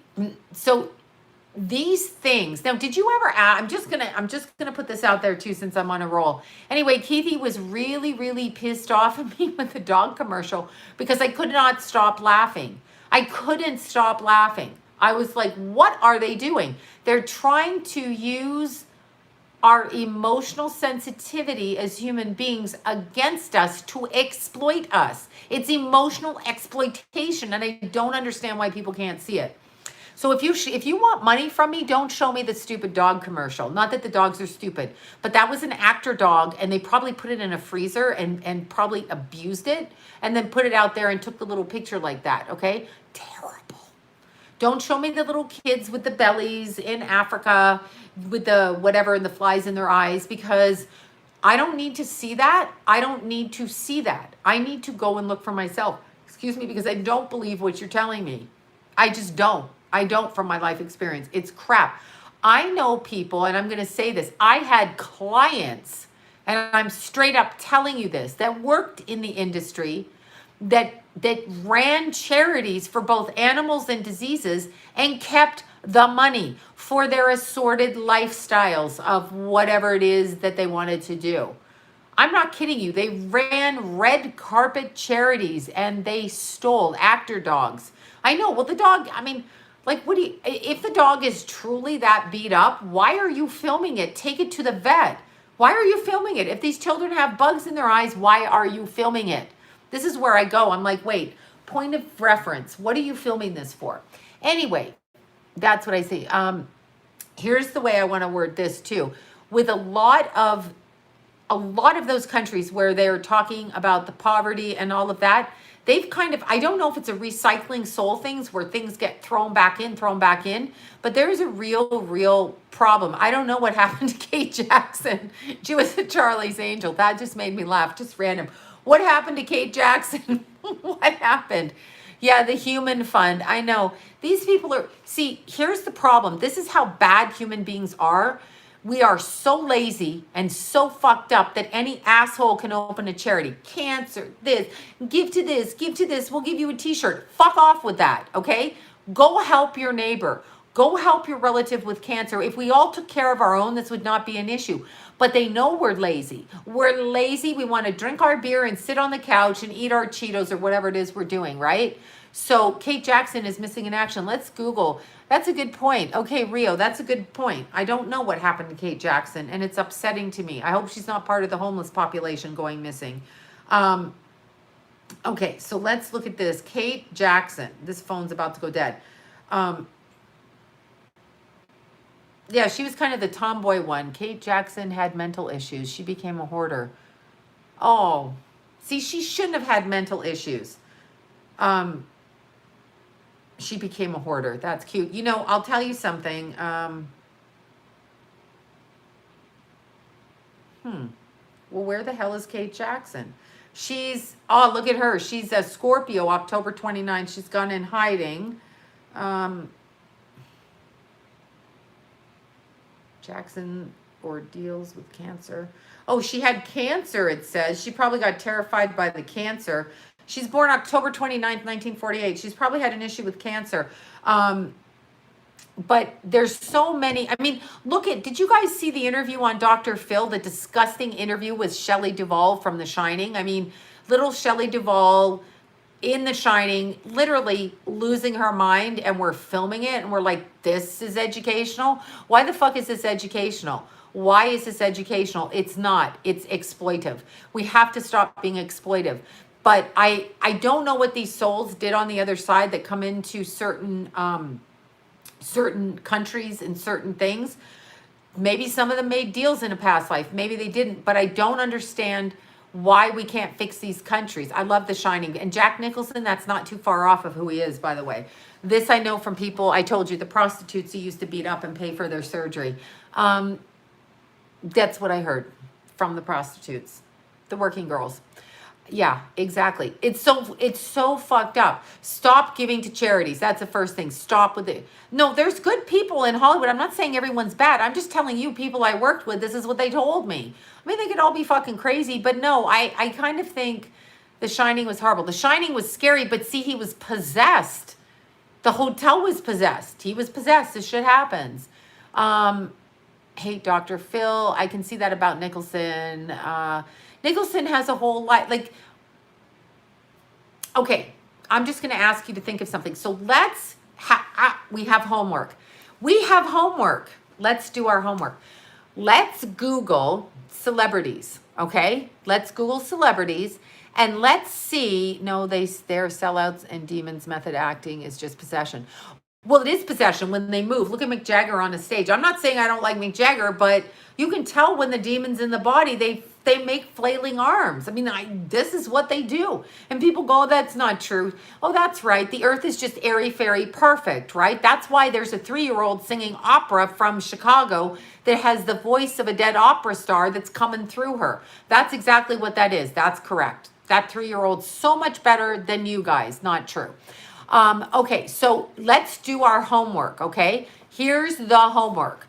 Let's look at actors, okay? Let's look at male famous stars. Let's do Sylvester Stallone. Oh, yeah, that's right. He has a dead son. Let's do Eric Clapton, dead son. Let's do, what's his name with the tiger stripe? The hell is his name? The fighter. Oh, my God, what's his name? You know who I mean.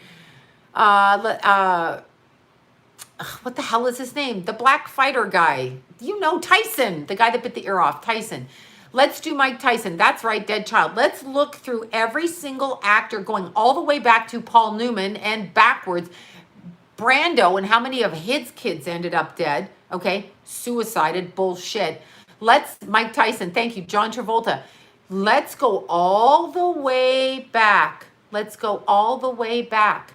Let's take a list of how many of them have children that died. Then I want you to go back all the way back to Warren Beatty, Magic Johnson, Dwight somebody from whatever basketball team, Dean Martin, thank you. Yes, Dean Martin, all of these people. And I want you to find out, Charlize Theron, I want you to find out how many, only it's her father that died, but I want you to find out how many of them have transgendered kids. And I want you to ask yourself, is this really fucking normal statistically that these people, all of them seem to have like a transgender Cher and a dead kid, not Cher, but they all seem, Cher got 2. She got it. Well, I guess Elijah Blue dresses as a woman, so that's a profession. And Chastity is Chad, I think. I remember Bill Cosby's son out there. That is what I want to know because it was really weird. He called his older lover to come get him in her Mercedes. Do you remember that? Or his Mercedes broke down. She pulled up and he was dead. And there was some Russian kid they threw in jail, so they say. But I want you guys to research that. How many of them have transgendered kids? I want you also to go back into it and look at a lot of their kids. I don't care whether people believe me or not. I really don't. It started with Jamie Lee Curtis. That's the first one I knew of as a kid. And as I told you, running into John Travolta as a young teenager and what he was picking up on the streets, okay? So he was picking up young boys, underage boys. This I know, all right? So, this is personal experience. Jamie Lee Curtis has admitted to what she was doing. Eric Clapton, Kennedy's, over and over again. Okay, I did love Jimmy Stewart until I watched it as a kid, but Harvey the White Rabbit. Go research that. And I was like, okay, not doing it. But more than the average people. But why more than the average people? Statistics are statistics. Exactly. Why more than the average people? So start looking into your different religions and cultures. Remember, it was only like 2,000 years ago, not that I remember being alive then, when they used to throw children into a volcano in order to appease the gods. This was shit that went on. This shit really went on. So I don't know if they're reincarnated souls from back then and this. The reason the transgendering, yeah, it's a cult. It's the blood cult that does this. The reason the transgendering goes on, They do, that's part of what they have to do. It's just part of what they have to do. I'm not sure, but they do it in childhood. And as I said to you, I learned about this, did not understand it firsthand from a girlfriend I grew up with in Toronto, one of my best friends. Found her homeless, had a psychic experience, found her homeless on Santa Monica Beach. Anyway, brought her into the house. Keithy was 2.5. I can only discuss by Keithy's age. I remember everything by Keithy's age, right? Anyway, Dom DeLuise, haven't heard that in years. So my friend from childhood came to live with us. And I was reading her chart one time. I hadn't read her chart, you know, whatever. I was reading her chart. And I started to talk about transgendering. I said, is there a transgender issue with you? Okay, something I saw in her chart. Anyhow, her father had been captive in a Japanese internment camp. I grew up in a neighborhood where most of the people, not my parents, but most of the people were doctors and lawyers. My parents were business, okay? So her parents, both parents were doctors and very wealthy. Her father was kicked out of 3 countries. This is one of my best friends growing up. Her father was kicked out of 3 countries. I was probably 32 when she came to live with me, which would make her 32 because we went to school together. And she started telling me that in childhood, her father, okay, her father, who, keep in mind, had been captured in a Japanese internment camp. Therefore, that's kind of like Hitler-esque, okay? Her father had tried to transgender her as a child by feeding her hormones as a young kid and trying to make her into a man. Now, she was mentally ill and homeless at this point. Lucid and not lucid, lucid and not lucid. But what was so interesting about it is when she was a kid, I could not understand, and this was something I had an issue with. She was one of my best friends. She spent a lot of time at my house, along with our other best friend. I could not understand the constant smile on her face. It drove me nuts because I could feel something different. And so I kept saying, why do you keep smiling? Like, wipe that smile off your face. You can't run around 24/7 with a smile. So I finally asked her when I was reading her chart, why did you smile so much? Like, I knew you were having issues, but why were you smiling, right? And she's saying this in front of John. She's saying this in front of me. So I'm not, like, we heard the conversation. She's talking about as a child how she was, now what does this remind you of? She was repeatedly sexualized kind of in the face area, okay, orally, and she didn't want people to know, so she kept smiling so her jaw wouldn't sag. That's honestly what she told me. Horrifying.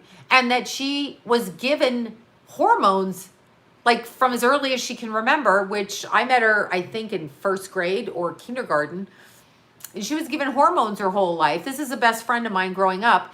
I didn't find out till Keithy was 2.5 when she came to live with us. And that's the honest to God truth. Because she smiled like this all the time, this face. And I couldn't feel, like, she never stopped smiling. She was afraid because her jaw hurt so much that her jaw would be a problem, like from the abuse. So we have, again, a wealthy doctor father, a wealthy doctor mother, a man that performed weird operations in Canada, the United States, and ended up in Bermuda, kicked out of 2 countries, okay? The reason I ran into my friend is because my mom happened to go, we had houses in Canada and the US, like most of the people I grew up with. We had summer and winter houses, okay, in different countries, okay? All the Canadians go there. That's how I was raised. But having said that, when my mom moved to Florida, he moved in right down the street, and we had been neighbors in both areas. She told me, oh, so-and-so's dad is here, okay? So-and-so's dad just moved in down the street, opened another clinic. That's how I got a hold of my friend, and then found out she was right down the street from me. And I know, but it's true. This is what I'm saying. This is an actual story. So my experience in life has been connecting to this. So I see things a little bit differently with it, you know. And then she basically was living homeless on and off. And I don't know if she is now or not, because we kind of got into a scrap, but that's a whole other story. Yeah, I hope she's well. I stopped talking. My kids were little when we stopped talking. I kind of have rules. I've had a lot of people in my house that our house has been like we've taken a lot of people, we've given them a room in our house. They've stayed with us, when they've needed stuff, all through my kids' life. So people come and stay in the house and leave and that kind of thing. But if you're going to stay in my house, you have to actually do work. Like, you don't get me to caretake you because people like me to do that. They like me to be their maid and take care of their shit. So we actually got into a fight over laundry. I'm not proud of saying it, but I'm just not washing your underwear when you're a grown-ass woman. So that was a problem for me at the time, but that was a fight we got in. But I learned a lot about her at that time. And I don't know. No, it's not for that. I'm saying my charity is with people I know. I don't do big group charity. I'm going to help somebody I know, not the other way around. I'm just not giving it. But she was my best friend growing up. So when I ran into her, I was like, oh my God, of course you can come stay with me. And she did. And we had my stepson's room. He had passed, so we put her in his room. Anyway, I learned so much. I began to understand things and piece things together. It was right in my neighborhood growing up. Like, that's actually what happened. And it had to do, I was thrown off a sack. I don't even know what that means. It had a lot to do, it has a lot to do, I think, with what went on in World War II and the internment camps and the concentration camps. And I think it's still being practiced. I'm not saying like it's some huge occult thing necessarily, but it is a practice that came out of, I believe, what they did in Nazi Germany. For real. I believe this is what happened. I believe that shit happened. So I think that this is what we're dealing with I think this is what we're dealing with. We're dealing with a lot of stuff from Nazi Germany. A lot of crap. I mean, just when you look at the fluoride in the water being sold to Hitler as a neurotoxin and sold back into America as fluoride for your teeth, giving it to kids when you know damn well it's a neurotoxin. And what about the stuff they put in food for kids? It's unfathomable. It's like, why can't we have healthy food? And then you've got the rapist Gates, okay? The rapist Gates. You've got the needle rapist. That's what I'm calling it. If you stick something in my arm and you make it mandatory that I don't want in my body, then I don't want it in my body, okay? Like, that's, if you stick a finger up my nose, you are also raping my nose, whether you think so or not. I really don't want it in my body. So when we're looking at somebody like him, he's now saying we're going to take away meat. We need to take away meat because of methane gas from cows. Do you know how dumb that sounds? Like, what are you talking about? When people had farms and were able to farm and do stuff, they're able to support and control their own environment, okay? Their own circumstance. They're trying to take that away. They're trying to literally take it away. What their objective is, I couldn't tell you. But he is now making that, whatever that burger is. You guys told me the name of that burger. What is that burger name? The Impossible Burger. He's got money. He's got money banked on that. The Bill and Melinda Gates Foundation uses money in a certain way where they're still profiting off of money. Do you need that much money? Okay, you can have it, but why are you now telling us we can't have like beef in our house, right? I know the Mothman story is true. I know these things. You can't say no to these things when you work in a metaphysical experience because it's ridiculous. So what are they putting into things? They got us with hormones in our milk, all the little kids drinking milk for years with hormones in it. They got us all onto soy. They got us all onto everything. What they want, they don't like people like me that are sober and don't need their medicine and have their body under control, at least physically, meaning I'm not on a whole bunch of meds. They don't like it. Bars don't like it when you go in and eat dinner and you don't drink alcohol because everybody's objective is to corrupt. They're only as powerful as they can corrupt you from your power. And you have power. We all have power. We have so much power. I know, right? Fluoride and crowns forever. That's all money. It's all crap. It's such crap. I can't even deal with it. Makes me crazy. The Impossible Burger is going to have some scare. I'm not even going, I won't be eating. I mean, I'll just be Ethiopian myself. I'm not going to eat. It's just wrong. I can't. Oh, I know what they're doing. I did not have my children in a hospital. Call me a bit paranoid. I was not going to let, nonetheless, a male doctor put his fingers all up around me and tell me I needed to have a cesarean because it would be easier for him than me. Or I didn't want them taking my baby, basically because I worked as a psychic. I didn't trust anybody with them, so I had my kids at home. I literally had my kids at home, period. I wasn't going to do it. And I made their father deliver them with a midwife so that the person who knocked my ass up had to also get that baby out. To teach him, this is what happened. This is what we're doing. We're responsible for this, not the hospital. And it was interesting because, Jason was a water birth. I went in the water with Keith in the jacuzzi, and something was wrong with him. He ended up in the hospital. And do you know, I've told this story. I was in the room. It's before cell phones. 95, maybe there were cell phones, but we didn't have one. If we did, I don't remember. But so there was a speakerphone, and the hospital called John and said, your wife is dangerous. They were talking about me because I tried to kidnap my own baby out of the hospital. I had to get legal intervention to breastfeed my child at 4 a.m. because when he was delivered at 9 pounds plus to the hospital, they didn't want me near him because I had a home birth. They didn't like it. They thought that I was a drug addict with my 9-pound, 22-inch baby. That's what they thought. And I was like, I'm going to breastfeed. So I had to call a lawyer. This is just after giving birth, by the way. I had to call a lawyer. Keith got stuck. His little umbilical cord was around his leg and around there. And John had to push him up because the midwife got there late. Long, boring story. And he had to go untangle him. Kid be doctor, which was really dangerous. I admit it. It would have been better if I'd have handled it differently, but it was traffic in Los Angeles at Christmas. You know what that will be. You know how bad that is. So the midwife couldn't be there. But when he went to the hospital, they didn't like the fact that I had done a home birth. And when I went to, I did have he almost died. It wasn't funny. He could have been brain damaged. That was the problem. He couldn't catch his breath. He had tachypnea because he was so strangled. And I was pushing him out. Yes. Oh my God. It was so bad. It was actually, I'm so glad his father saved him because that's who saved his life. And I was pushing him out and something told me to get out of the jacuzzi because his head was coming out purple. And I was like, this is not right. Oh my God. Anyway, and it was so painful and poor Keithy. And then I just literally couldn't fit into my clothes. So John took his pants off and I wore his pants to the hospital, walked in the hospital. This is no joke, with Keithy in the ambulance, literally 5 seconds after giving birth to him, walked into Children's Hospital in Los Angeles. There was a big sign on the door, pneumonia outbreak, literally. Pneumonia outbreak in the hospital. Big, huge fucking sign.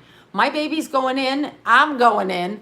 Literally thought I was gonna lose my uterus in the bathroom, which was disgustingly filthy. Literally, bleeding, terrible, in the hospital, would not let them. Oh my God, I hated that. 9 pounds, yes, the tachypnea. Is your baby okay? That was so scary for my Keith. He hated turtlenecks for a long time. He fucking hated them. Anyway, so I went up to the baby ward, and I went into the neonatal unit, and I went there to breastfeed, and these bitch nurses at the time looked at me like I was fucking horrible. I know that was pretty good of him to deliver his own kid. Like, he literally flung right into action there, or my son would be dead, or like really something, because I had a friend whose baby had that happen and she was not able to speak, not, like blind, not able to speak. So I'm so glad Keith was okay. It's actually haunted me, my selfishness of not really taking a little bit of better precaution at the time. And yeah, it was a problem. And then to add to the even more of the problem was that the doctor we had at the time was under indictment and banned from the hospital. So he couldn't get into the hospital. So I had the whole hospital staff up my ass saying I was a bad mother for having a home birth, which was already done. I was so hungry after giving birth, and I would not leave Keith. I would not leave him. So I was like right there, and he had such a cute little face. He had his little Leo rising face, and he had these little, he's like a boxer, so he had these little mitts, and the little bracelet that rings that they put on them, his was too big, too small, so he kept kicking that off, and the buzzer kept going off. All the other babies were the size of my hand. They were the little crack babies and stuff, and there was Keithy in there. So when I went, I would breastfeed him, and then I was so hungry, there's nothing to eat. So I got a chocolate bar because I was so fucking hungry after giving birth, not eating, all of that stuff. And the nurse said to me, "You're not going to eat that, are you?" And I was like, "Yes." And she's like, oh, you don't want to eat that because when you breastfeed him, it's going to upset his stomach. I'm like, lady, I just gave birth. I'm going to eat the chocolate bar. You have a crack baby next to me. Go yell at their mother, not me. Anyway, it was a nightmare. I wouldn't leave. And then I had John come back because we had Jason. So I had John come back and we swapped out. The grandmothers watched Jason and I had Johnny come back, sit with Keith so I could go home and shower. And then I literally drove. I didn't sleep for that whole week that Keithy was in there. He came home Christmas morning and I literally had to stay. I know, the poor crack babies.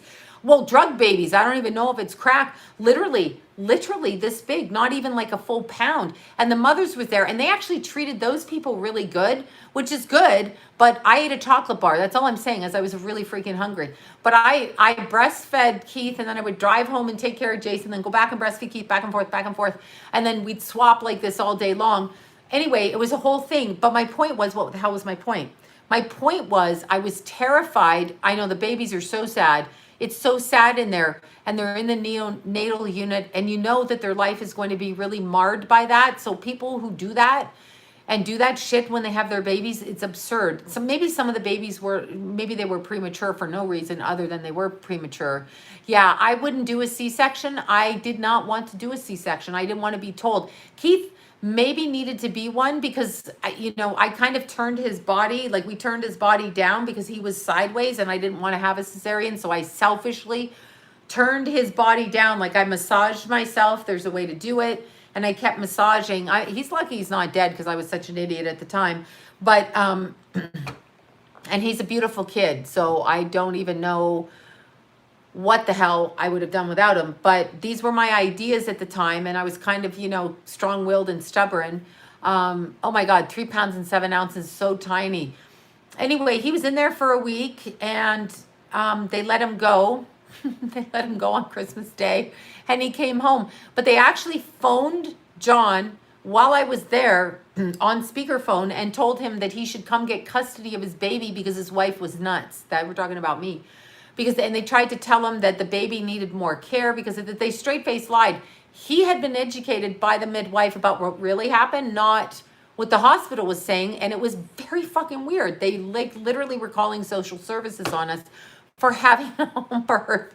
And it's like, shut up. This is what I did. Jason was such a lovely experience. There was not a problem with Jason. But Keithy had to come in that way and that was fine. Anyway, he's fine now and he lives and he's cute. But I will say if you're going to do the C-section, everything causes trauma. It's just like a real problem to come born. But my advice to any young mothers that want a home birth is maybe there's a happy in between thinking about it, because if you lose a baby, you just don't want to do that. So there's probably a happy in between in a hospital where you can do like a doula birthing room and you can sign documents where you don't want the medical cesarean and have your birth partner on your side, meaning the baby's daddy on your side or whoever's doing the birthing. And you could do it that way. That's actually what I would say. I would say that that's probably more important now after remembering that, because that's something that like really haunts me, that my paranoia and stubbornness towards his birth, I could have really he might have lived and been damaged, beyond. And that was something, and I don't know that he wasn't damaged in some ways. So I don't know, but he's perfectly beautiful now. But you know what I'm saying? So you live and learn, but I would advise all young women that maybe the way to do it is not even at like a birth center or something, but in a hospital, with a doula in a separate place, that it's all natural, but you're on their grounds and you're doing that. That's what I would say. I would say that that's probably the best way to go about it. That's what I would say. All right, you guys. So I saw this couple give birth in hospital. Yeah, no, it was a beautiful experience. It was a fabulous experience giving birth. I mean, it was painful. If something goes wrong. But see, I was signed up to go to the hospital if something went wrong. My pediatrician was in jail at the time. Anyway, he had a very famous daughter in Hollywood, and she got arrested for some shenanigans with the, shit. She got arrested for some shit, and he got arrested because of the money laundering in the family, whatever, and they took away his hospital privileges. So that's actually who my person was. So it was a whole clusterfuck at the time, right? But anyway, I think he'd been arrested. They just done the movie about him. Maybe he was on the set making the movie about him. I don't know. So it's such a Hollywood thing. Anyway, he was an all natural pediatrician, no circumcision. This is a true story. I'm talking about like Heidi Fleiss's dad, Paul Fleiss. That's a true story. But anyway, at the time, I didn't know that that's what was going on, but he was like, no circumcising, no this, all natural breastfeeding. No, really, I swear to God, that's it. And he had a little house down on Hillhurst where we went in there and, did everything was natural. He's the one that taught me how to breastfeed my oldest son. Like he literally taught me how to breastfeed. Meaning he taught us how to hold the baby and, how to do that thing. So I know he was a known pediatrician, like all of the new age mommy types. I use the word new age, the ones that didn't want to circumcise and didn't want to have medical intervention went to him because he knew the midwives and that's what he did. So the all natural, organic kind of hippie earth mothers, this is where you went. But he was either in jail or making this movie. The laundering of money. I guess his daughter used to bring the money and he used to launder it through his business or something like this. I'm not quite sure. No, he's dead now. He's dead. I mean, I think he got dementia. I think he died. I want to say, let me look it up. I want to say he died, maybe it's like 6 years ago or something. He was older when I met him. And I did not know who his connection was. It took me a long time to figure out the connection. But his thing was, he was a pediatrician. This is what he did. And he was like an all natural kind of pediatrician. Let's see. See, they call him an American pediatrician and author known for his unconventional medical views. That's why I picked him, because he was not traditional. And I picked him for that reason. And he was a Virgo, born in 1933, and he died July 19th, 2014. But he was in Los Feliz, and everybody went there. Not everybody who didn't want to circumcise and wanted to breastfeed and, wanted to have the community bed. We had the family bed, all of that stuff. We did all of that. We did the family bed, the dad was at everything. I included like just everything. You're going to be part of this. So, because I believe it bonds the fathers to their kids. You don't actually, I let my kids do whatever they wanted with their own foreskin. Not my place. I'm like, I didn't do it. I couldn't do it. Like, I'm like, you're not taking my baby and cutting into his genitals. Just get away from me. That kind of, exactly. I just didn't want to do that. But it wasn't something I wanted to do. It's just something I didn't want to do. But I wanted the family to bond. So we did the family bed. We did everything. So I wanted everybody connected because I believe sometimes fathers have a tendency to take off. So I wanted the baby daddy with the babies so that they parent and raise. It was just my thinking. So we had equal duties and everybody lived in the same bed. And then we had to kick them out of the bed because it's way too much with 4 people in the bed at the time. It's way too fucking much. So no more family bed. Horror stories and ended up in rehab for drugs. Okay, yeah, exactly. But that's the only time I'm glad somebody finally said it. Wait, how is stealing energy before being born allowed? No, it's not. They're before being born, those souls, when you're talking about stealing energy, those souls aren't even crossing over. They're being held after they death here, okay? Yeah, I know you need sexy time too. I'm just saying, Keith's foot used to hit me in the face. As soon as that kid got to be like 6, he was out of the bed anyway. But he had them long legs, and that long legs, he slept sideways. That kid slept sideways. Never straight up and down, just like literally sideways. So you couldn't tuck him away in a corner. It was going to be one leg here and one leg there. You're going to wake up with it in your face. It's so interesting. But when you're asking about the soul, sorry, I went on a tirade about my babies now. Look, my little babies. I missed that. And I never thought my hoo-ha would recover after that. Felt like a Mack truck came in and out. Okay, too much information, but that's what it felt like.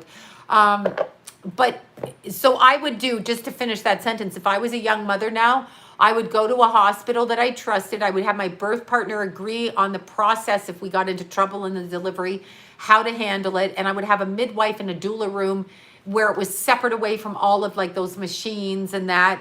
And I would make sure that, you know, we could eat in there and we had the lighting and it was the way that I wanted it to be. It was very important that I could eat during birth. That was something. And I did not want an epidural for any reason whatsoever because, and I did not want an episiotomy for any reason whatsoever. I did not want them cutting down there. No, no, no. No bad nurses, no bad doctors. Yeah, no, that's it. Just find somebody that agrees in a holistic approach. I met this really wonderful woman. Now you're going to get me talking. I love baby monkeys.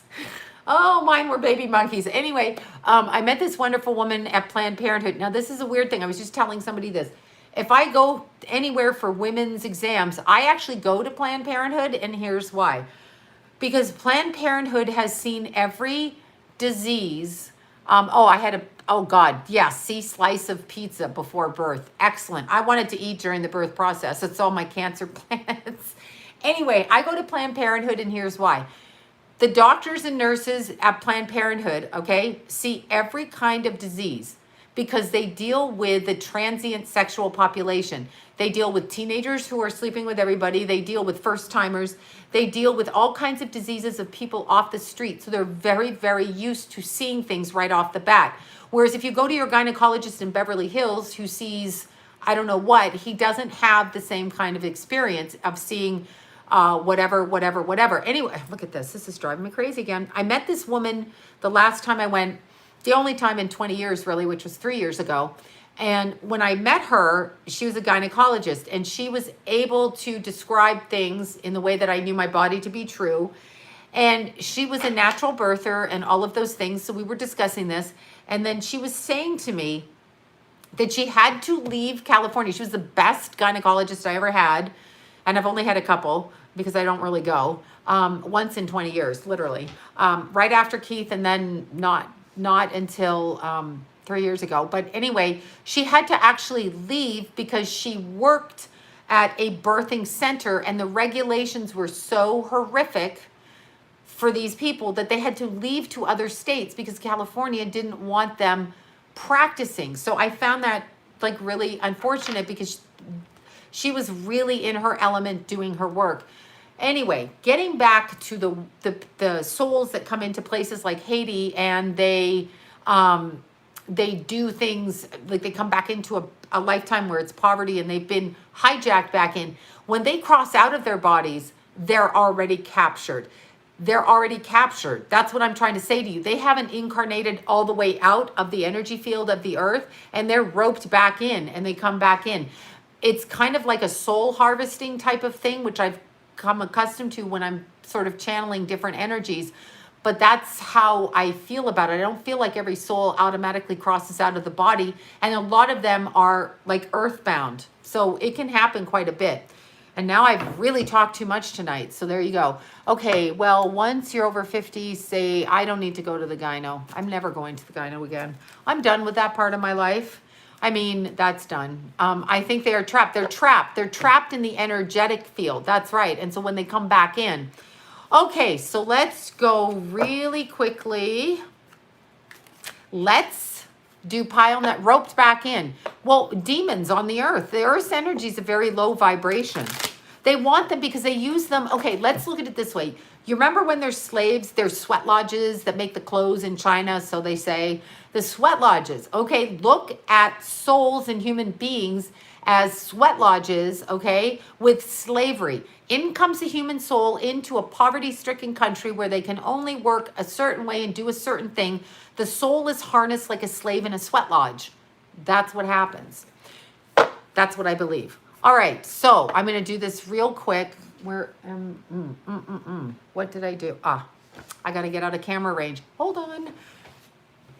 Okay, I'm doing the astrology tonight because I have to make it quick because I'm super tired. Okay, they feed off our negative energy. That's right. And they keep these souls in it's soul servitude is how I want to word that. It doesn't happen with everybody in every poor country. Obviously, there's a mix of things. I'm not talking just one thing. Okay, so pile number one, let's do the energy of this week. It's Dallas is like, I'm doing three.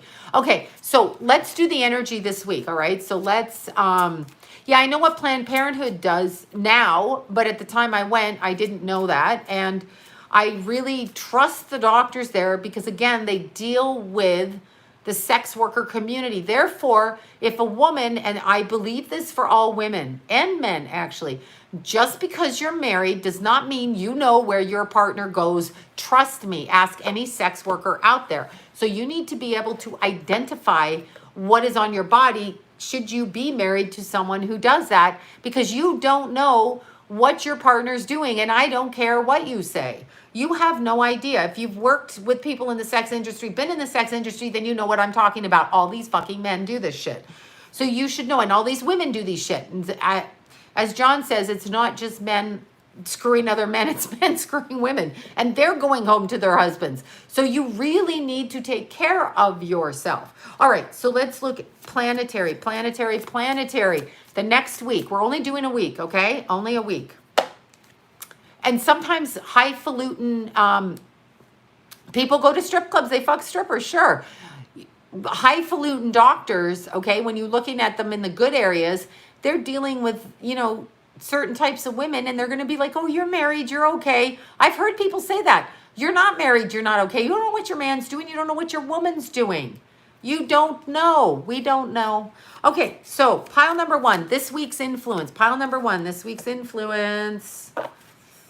Okay, pile number one. Look at this ship, pile number one. Double Mercury. Saturn is retrograde right now, and we're going into, it's true though. It may be messed up, but it's true. We can all be airy-fairy and think the world is good and that people won't do it because we wouldn't do it, but get a grip. People do what they want to do. And we don't know people. We don't know them. So I don't care what anyone says. You don't know anybody. You think you know them. You don't fucking know them. That's a fact. You think you do because it makes your ego feel good. I know my husband, he would never do that. I know my wife, she would never do that. You don't know anybody because people do shit behind people's back all the time. I talk to them day in and day out.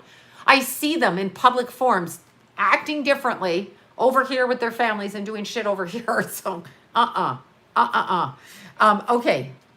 I'm jaded, sorry, but it's true. Mercury in the third house in Taurus. Look what pile number one is focusing on. Pile number one is focusing on communication and ideas about building. Building by that is building ideas, building concepts, building thoughts, and building community in their local environment. Of course, they're caged in their house, so this makes sense. So they're really focused on the local goals, third house, Mercury in its natural house, okay, third house, and in the sign of Taurus. So we are in Taurus time, and that makes sense. So pile number one is wanting to establish ground rules in order to elevate and harness ideas and thoughts in order to build upon. So this is a week of thinking of ideas, branding those ideas, moving those ideas forward in your own life. Pile number one. If you have an idea for something, that's what you're doing. Saturn retrograde means we're going over some political shit again. That's how I'm going to word that. So Saturn retrograde means Saturn going backwards in the sky right now to redo what we have not paid attention to. I suspect this shit will be happening again. I suspect it will happen again in October, only with more fervor and more of a problem. And I suspect that people at this point in October, when it happens, will choose to civilly utilize their rights, because no matter what is floating around this planet medically, I fucking have a right. Okay. I have a right to not be quarantined when I'm not sick. The sick people need to go away and stop telling me nonsense. And I have to say this. Yeah, that's right. Exactly. I have a right to believe that even if I don't have symptoms, that I'm healthy. They're trying to say if you don't have symptoms with the COVID-19, you could infect somebody. Stop with that bullshit. If you have symptoms, go quarantine yourself. Don't tell me I have them when there's nothing wrong with me. I'm not listening to it. I think it's crap. Everything has a symptom. There's a fucking symptom. I don't know. I just get Halloween. I get the end of October. I don't know why that time. It's probably Halloween. Okay, so pile number one, you have to go with the flow with your thoughts and your ideas. So pile number one, what I want you to do is practice, write out, open up your ideas and start building on those ideas. So let's say you have an idea to open up a restaurant and you want it to be a hamburger shop. Start building that. Take a notebook and start writing. Like in my restaurant, I want things to happen like this. Start doing it that way. Okay, pile number one. All right. Pile number two. Pile number two. Let's see. Pile number two. I've been saying, yeah, crotch 19. No one knows what we're talking about. They're like, what? Okay, pile, huh? Pile number two. Pile number two. Pile number two. Okay, pile number two. Pile number two. Here we go. Pile number two. Pile number two. We have South Node ending a cycle in the 11th house of friends in Sagittarius. So pile number two, what we're going through right now with you is that you are in a time where you are reassessing what it is you are going to be doing in your life with your friends and people you know. Do you want these people to come into your life? Do you want these people out of your life? Do they add to who you are? Do they have the same philosophical viewpoints? Are they open to learning what you want them to learn? All of those things, okay? So this is what I feel you guys are learning. So I feel like there's a real focus with you in the next week to focus on, I'm going to say for you guys to focus, all right, on deciding whether you have toxic friends, good friends, bad friends, friends that you want to continue with. I also want you to understand your associations are very important during this next week. The people you run into, the people you meet, how much you talk about, what you do, all of those things, okay? I know I love my Keithy's birth. My poor Keithy. Cute baby. So cute with a big Leo rising face. So cute. Okay, look at this. Somebody's competitive with you, pile number two. So you have friends that are actually competing with you. This is not a good thing. So your friends should not be competing with you, okay? Don't have competition with your friends. No competition. Nada. Not happening. So no competition with friends, okay? Pile number two, that is going to be the issue for you. So it's deciphering what your friends are and deciding if you want them to still be friends, if you want them to do this, and understanding that you have competitive friends. They're competing with you. That's not a friend, that's a competitor. You should run a race with them, not have them over for dinner, which you can't do right now, but you get what I'm saying. Okay, pile number three, pile number three, pile number three. Pile number three gonna cause some, I know, my Jason and Keithy are cute, aren't they? Chirpy and dewy. Chirp and dew. They gave me a nice salmon dinner last night, all of them. Nice salmon dinner. Kenna, Rascal, Baby Jack, Tulip, and Baby Jack. So cute.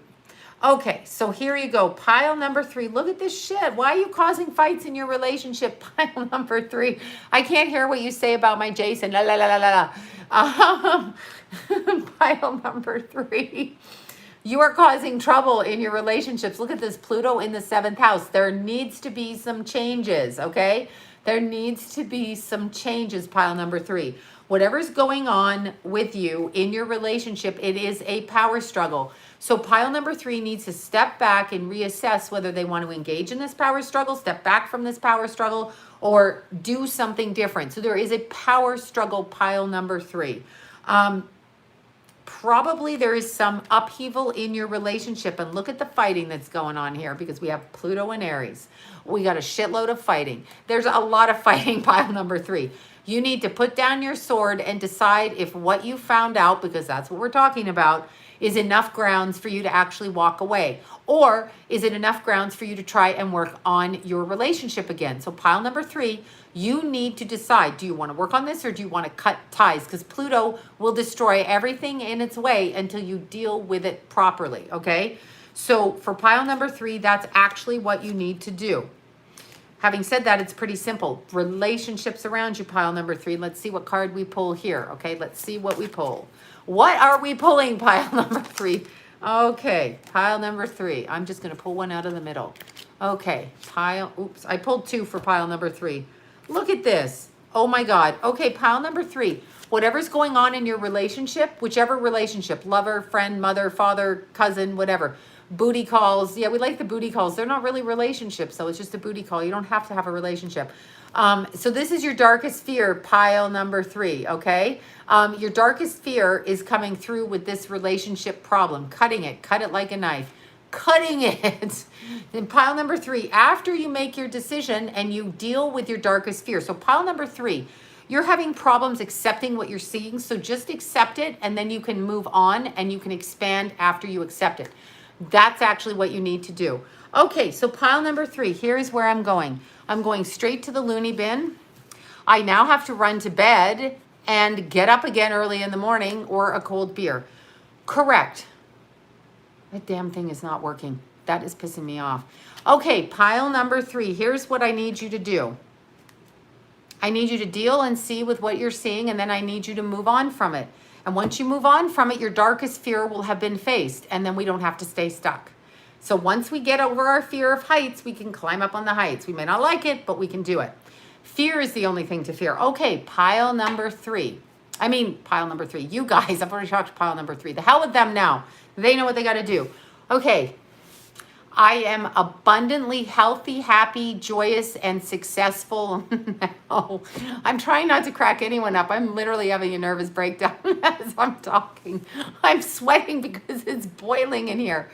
I am, oh, thank you. And God bless you too. Thank you.